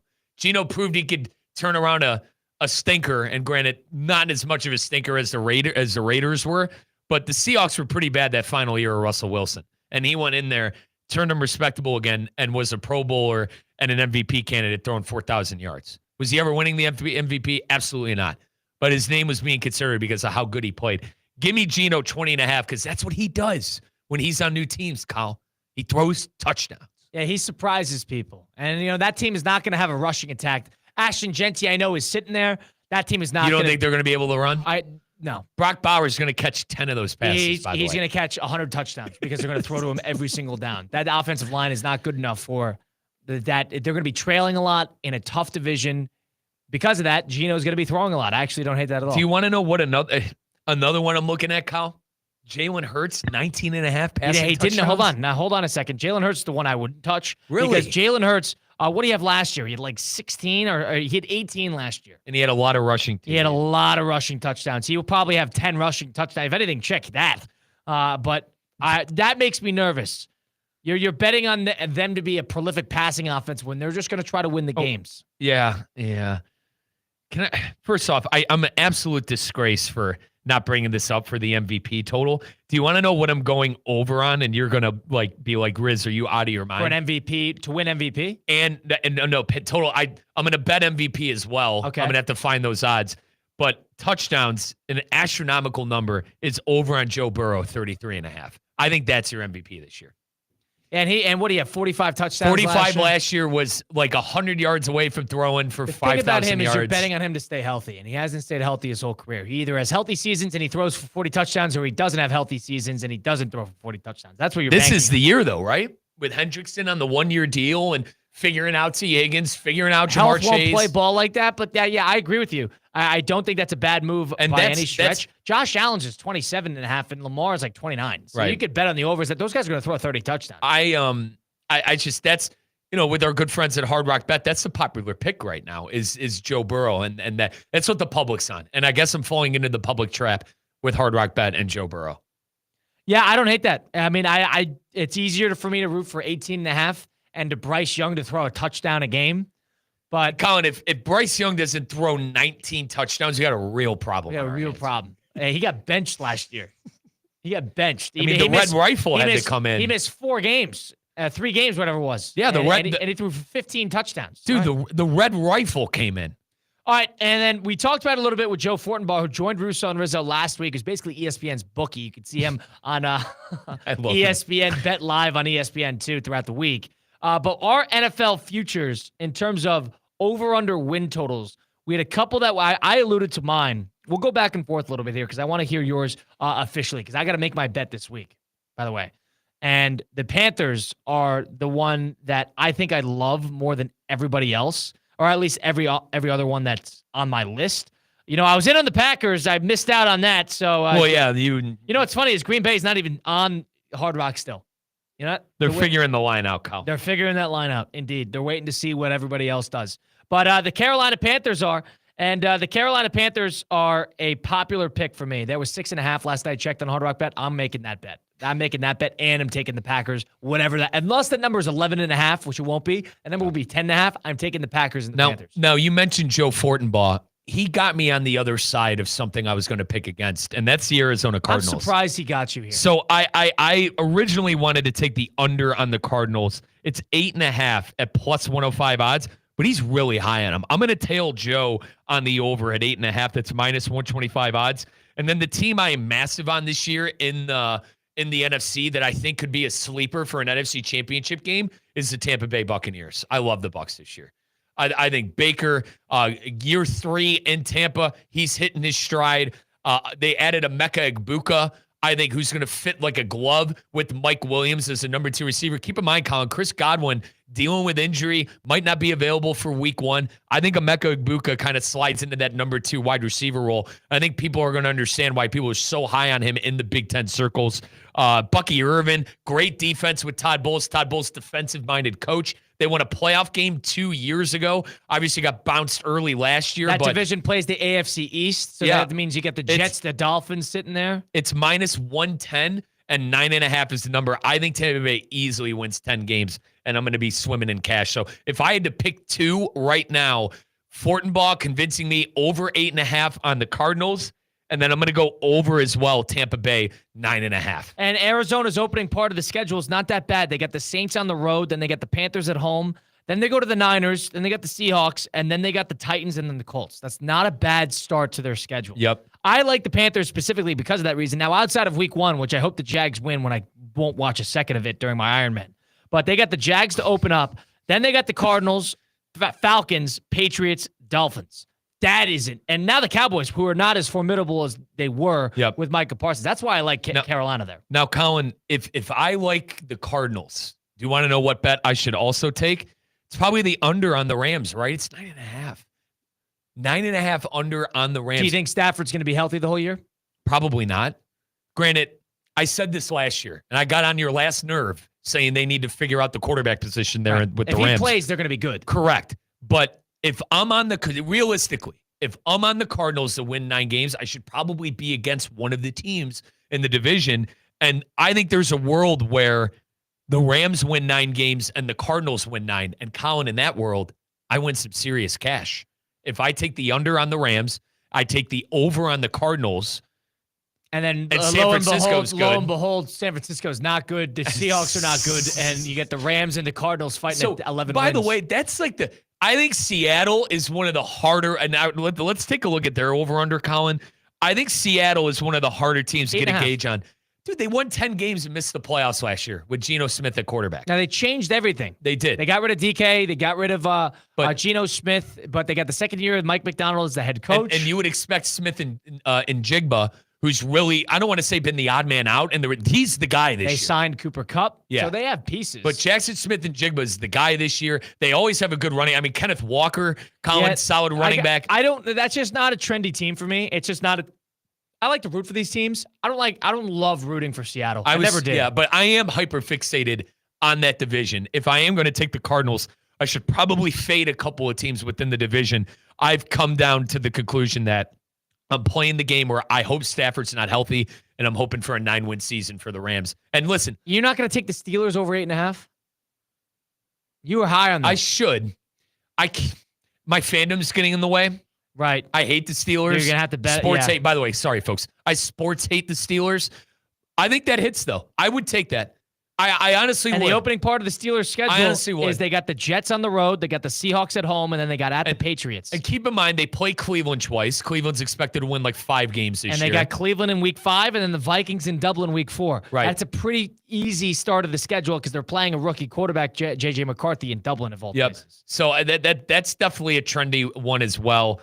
But Kyle, if I had to put 3, it's probably the 3 I would go with. All right. I'd go with Tampa Bay, minus 9.5 and minus 110. I'd go the Cardinals minus 125, 8.5 is the over, and then I would go on the under with the Rams at 9.5. Yeah, and then those odds. I mean, by the way, they got plus 115, so I'm playing plus odds with Los Angeles.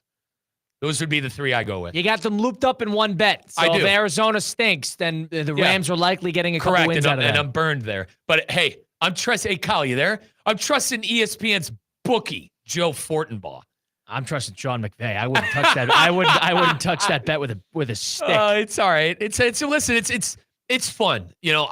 And granted, I've kind of taken one from your book. Now, not necessarily on the Buckeyes, but I will not be betting on the Browns this year. I'm not taking an over under on the Browns. I like Jacksonville. I'm not touching that. I did take the over on the Buckeyes at 10.5, but that's because I'm the ultimate honk. But when it comes to the NFL, I'm staying far away from my team, and it's not even worth it. Like how the Browns win total is 4.5, and the under is astronomical. I can't realistically, with a straight face, root for my team to win 4 games. Now, hear me out. Hear me out. What's Jackson? Jacksonville's about 8. We're not touching Jacksonville. Don't worry about Jacksonville. You want to. Philadelphia, their number's 11.5.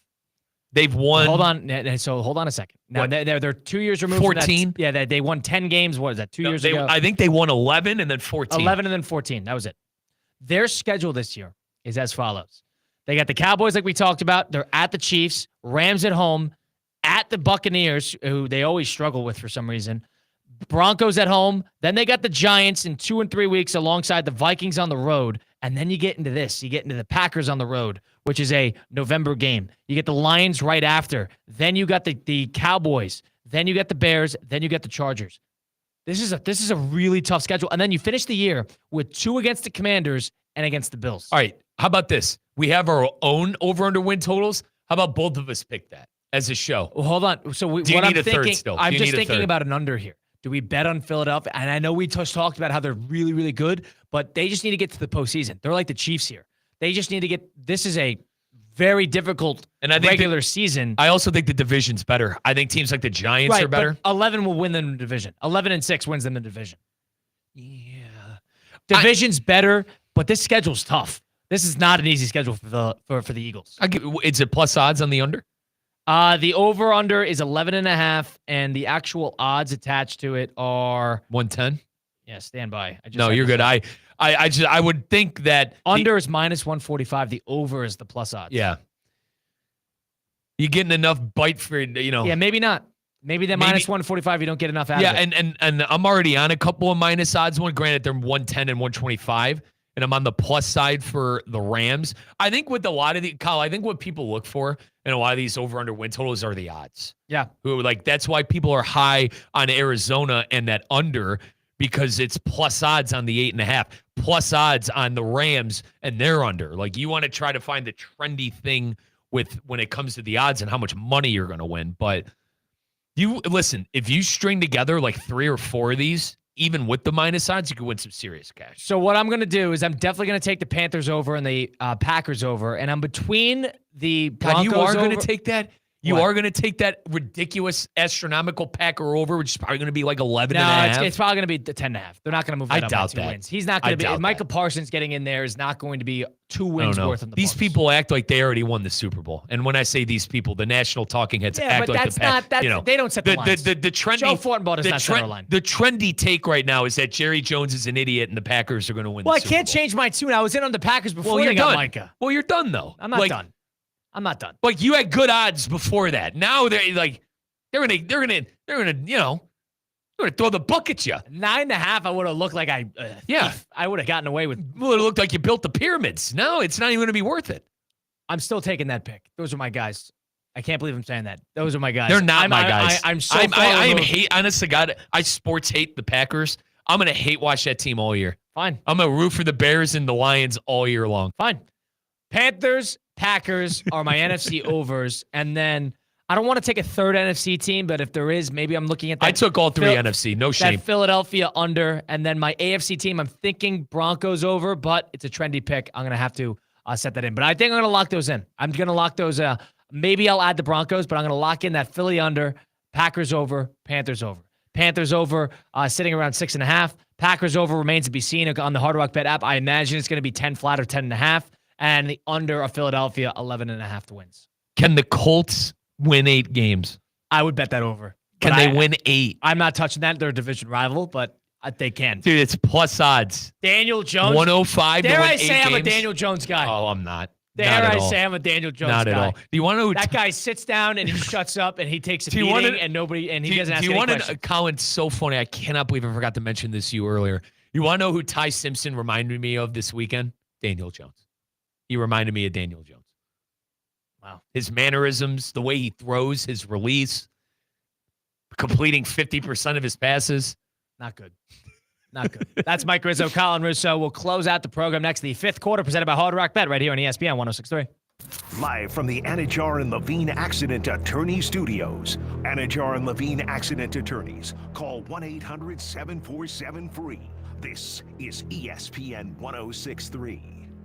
The annual Boca Raton Bowl ABC Supply Company Great Chefs Tailgate Showcase heats up on Wednesday, September 10th from 6 to 8:30 p.m. Join me, Theo Dorsey, at Boca Raton Innovation Campus in Boca Raton as dozens of local chefs, breweries, and cocktail masters serve up their favorite tailgate classics. Tickets are on sale now. It includes all food samplings, beer, wine, cocktails, and soft drinks. Visit spiritofgivingnetwork.org/events to purchase your tickets today.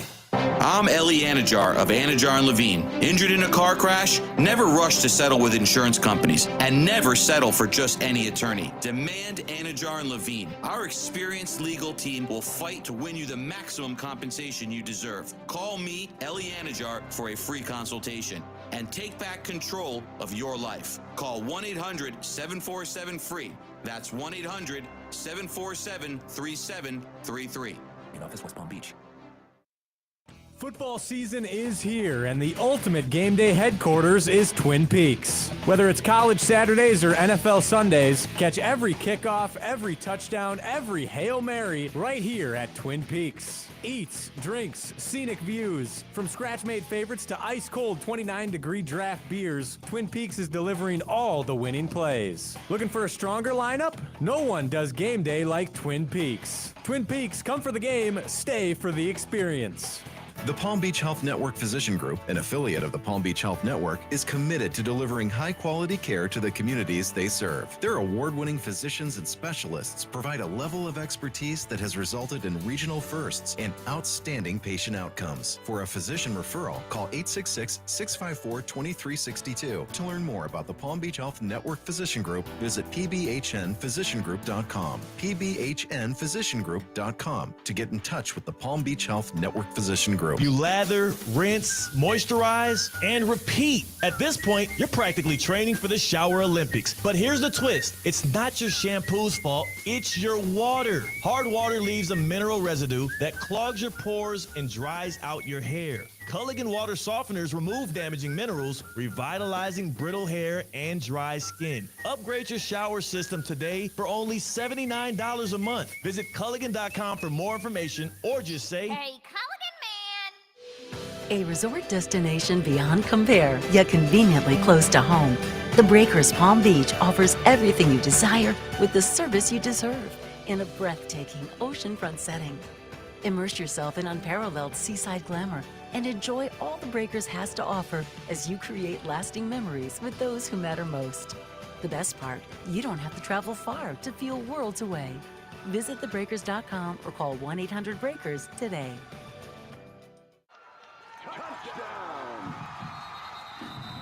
Racetrack is proud to support our local high school football teams. Whether it's Friday night lights or tailgate parties, Racetrack has whatever gets you going to fuel all the gridiron excitement this fall. Grab your favorite snacks, crispy chips, delicious Nathan's hot dogs, sweet treats, or our house-made pizza slices. Don't forget to quench your thirst with a variety of ice-cold drinks. Racetrack, your one-stop shop to fuel your football Fridays. the season is kicking off. Keep your home in the win column with EDS Air Conditioning. Right now, qualified customers can score 0% interest for 60 months on a brand new AC.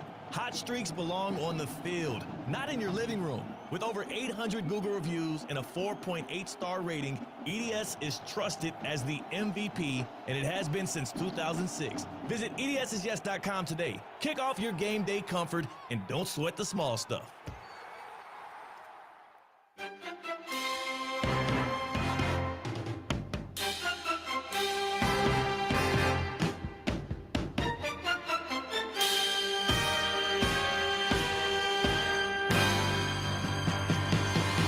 The buzzer sounded, but the battle isn't over. Oh, man, that hurts. I'd rather have my leg amputated than that. This is the fifth quarter, presented by Hard Rock Bet. The fifth quarter presented by Hard Rock Bet on ESPN 106.3. Colin Russo, Mike Rizzo, and Christian Cat getting you geared up for the NFL season, which kicks off on Thursday. We will be usually doing the show on Monday evening, 6 to 7 p.m., right up until Monday Night Football. But in light of the holiday, we'll have it on Tuesday this week. 888-760-3776, number to get into the program. on the fifth quarter presented by Hard Rock Bet. And go download the Hard Rock Bet app today because with the NFL starting this week, with week 2 of college football coming up, no better time to get started, huh, Mike? Hey, Colin, we just talked about our over-under win totals that we like in the NFL. Folks, if you like any team and their over-under win total and you want to bet it, all you got to do is head on over to that Discover tab. Like, just type in Buccaneers, Tampa Bay. It'll come up, you click on it, and you'll see all of the bets available right at your fingertips. I'm going to even relate to the college side real quick. Can't stand Michigan. I want to hate watch Michigan. I want to bet on the Sooners. So hang on, Colin. Let me type in Michigan. Here we go. Oh, boom. It pops up. Number 15, Michigan at number 18, Oklahoma. We're obviously not betting on the Wolverines. We're going to take that Oklahoma minus 5.5. I can do that right at my fingertips with the Discover tab with our good friends at Hard Rock Bet. And if you got a feeling on any game, you could turn your prediction into an epic payday with Hard Rock Bet. Right now, new customers get $150 in bonus bets instantly after just placing a $5 bet. That's right. Bet $5, get $150 in your account right away. Sign up today. College football is back, as I just mentioned. There is no better time to get in on the action. NFL football coming your way. Thursday games, Friday games, Sunday games. Got our first Monday Night Football matchup as well. No better time. Apple App Store, Google Play Store. That's our good friends at Hard Rock Bet. Offered by the Seminole Tribe of Florida. Must be 21 plus and physically present in Florida to wager. Terms and conditions apply. If you're concerned about gambling, call 1-888-ADMIT-IT. That's 1-888-ADMIT-IT. A week from today, or a week from, I guess, next Monday, when we're circling back post-NFL Sunday, post-majority of the teams outside of the Vikings and the Bears who open up Monday Night Football play, your biggest takeaway is going to be what? I have one for you while you think about it. I think we're going to come in here on next Monday, and we're going to talk about how the New York Giants are 1-0, beating the Washington Commanders in the first game of the season on the road, too. I think we're going to walk into that show, and this would be my big prediction to close out the program. I think we're going to walk in to next Monday thinking, I wouldn't have watched a second, but I will come in and say, the New York Giants are 1-0. And you're with our producer, Christian Cat. Yeah, he's high on them as well. He's high on the Giants as well. Colin, I'll cut from the same cloth here with kind of, underdog mentality. I'm going to walk into this studio and look at you on Monday and go, Micah who? Lions. Big winners on the road over the Green Bay Packers in week 1. 425. I could see that as well. 425. Dan Campbell and the Lions. In Green Bay, too. Both coordinators gone? No problem. Too much hype around Micah Parsons. The national media, it's honestly, it's unlistenable to how much people are on the Green Bay Packers at this moment. Like I said, the take that is fancying everybody is Jerry Jones is an idiot and the Packers are going to win the Super Bowl. I am fading the hell out of that. Give me the Lions. I think I come in here Monday and tell you I'm Micah who. Wow. You're ready to see whether Micah Parsons plays well or not. Maybe if he plays. I know he's going to get the back injections. Guess what? Micah Parsons is going to be unreal for Green Bay.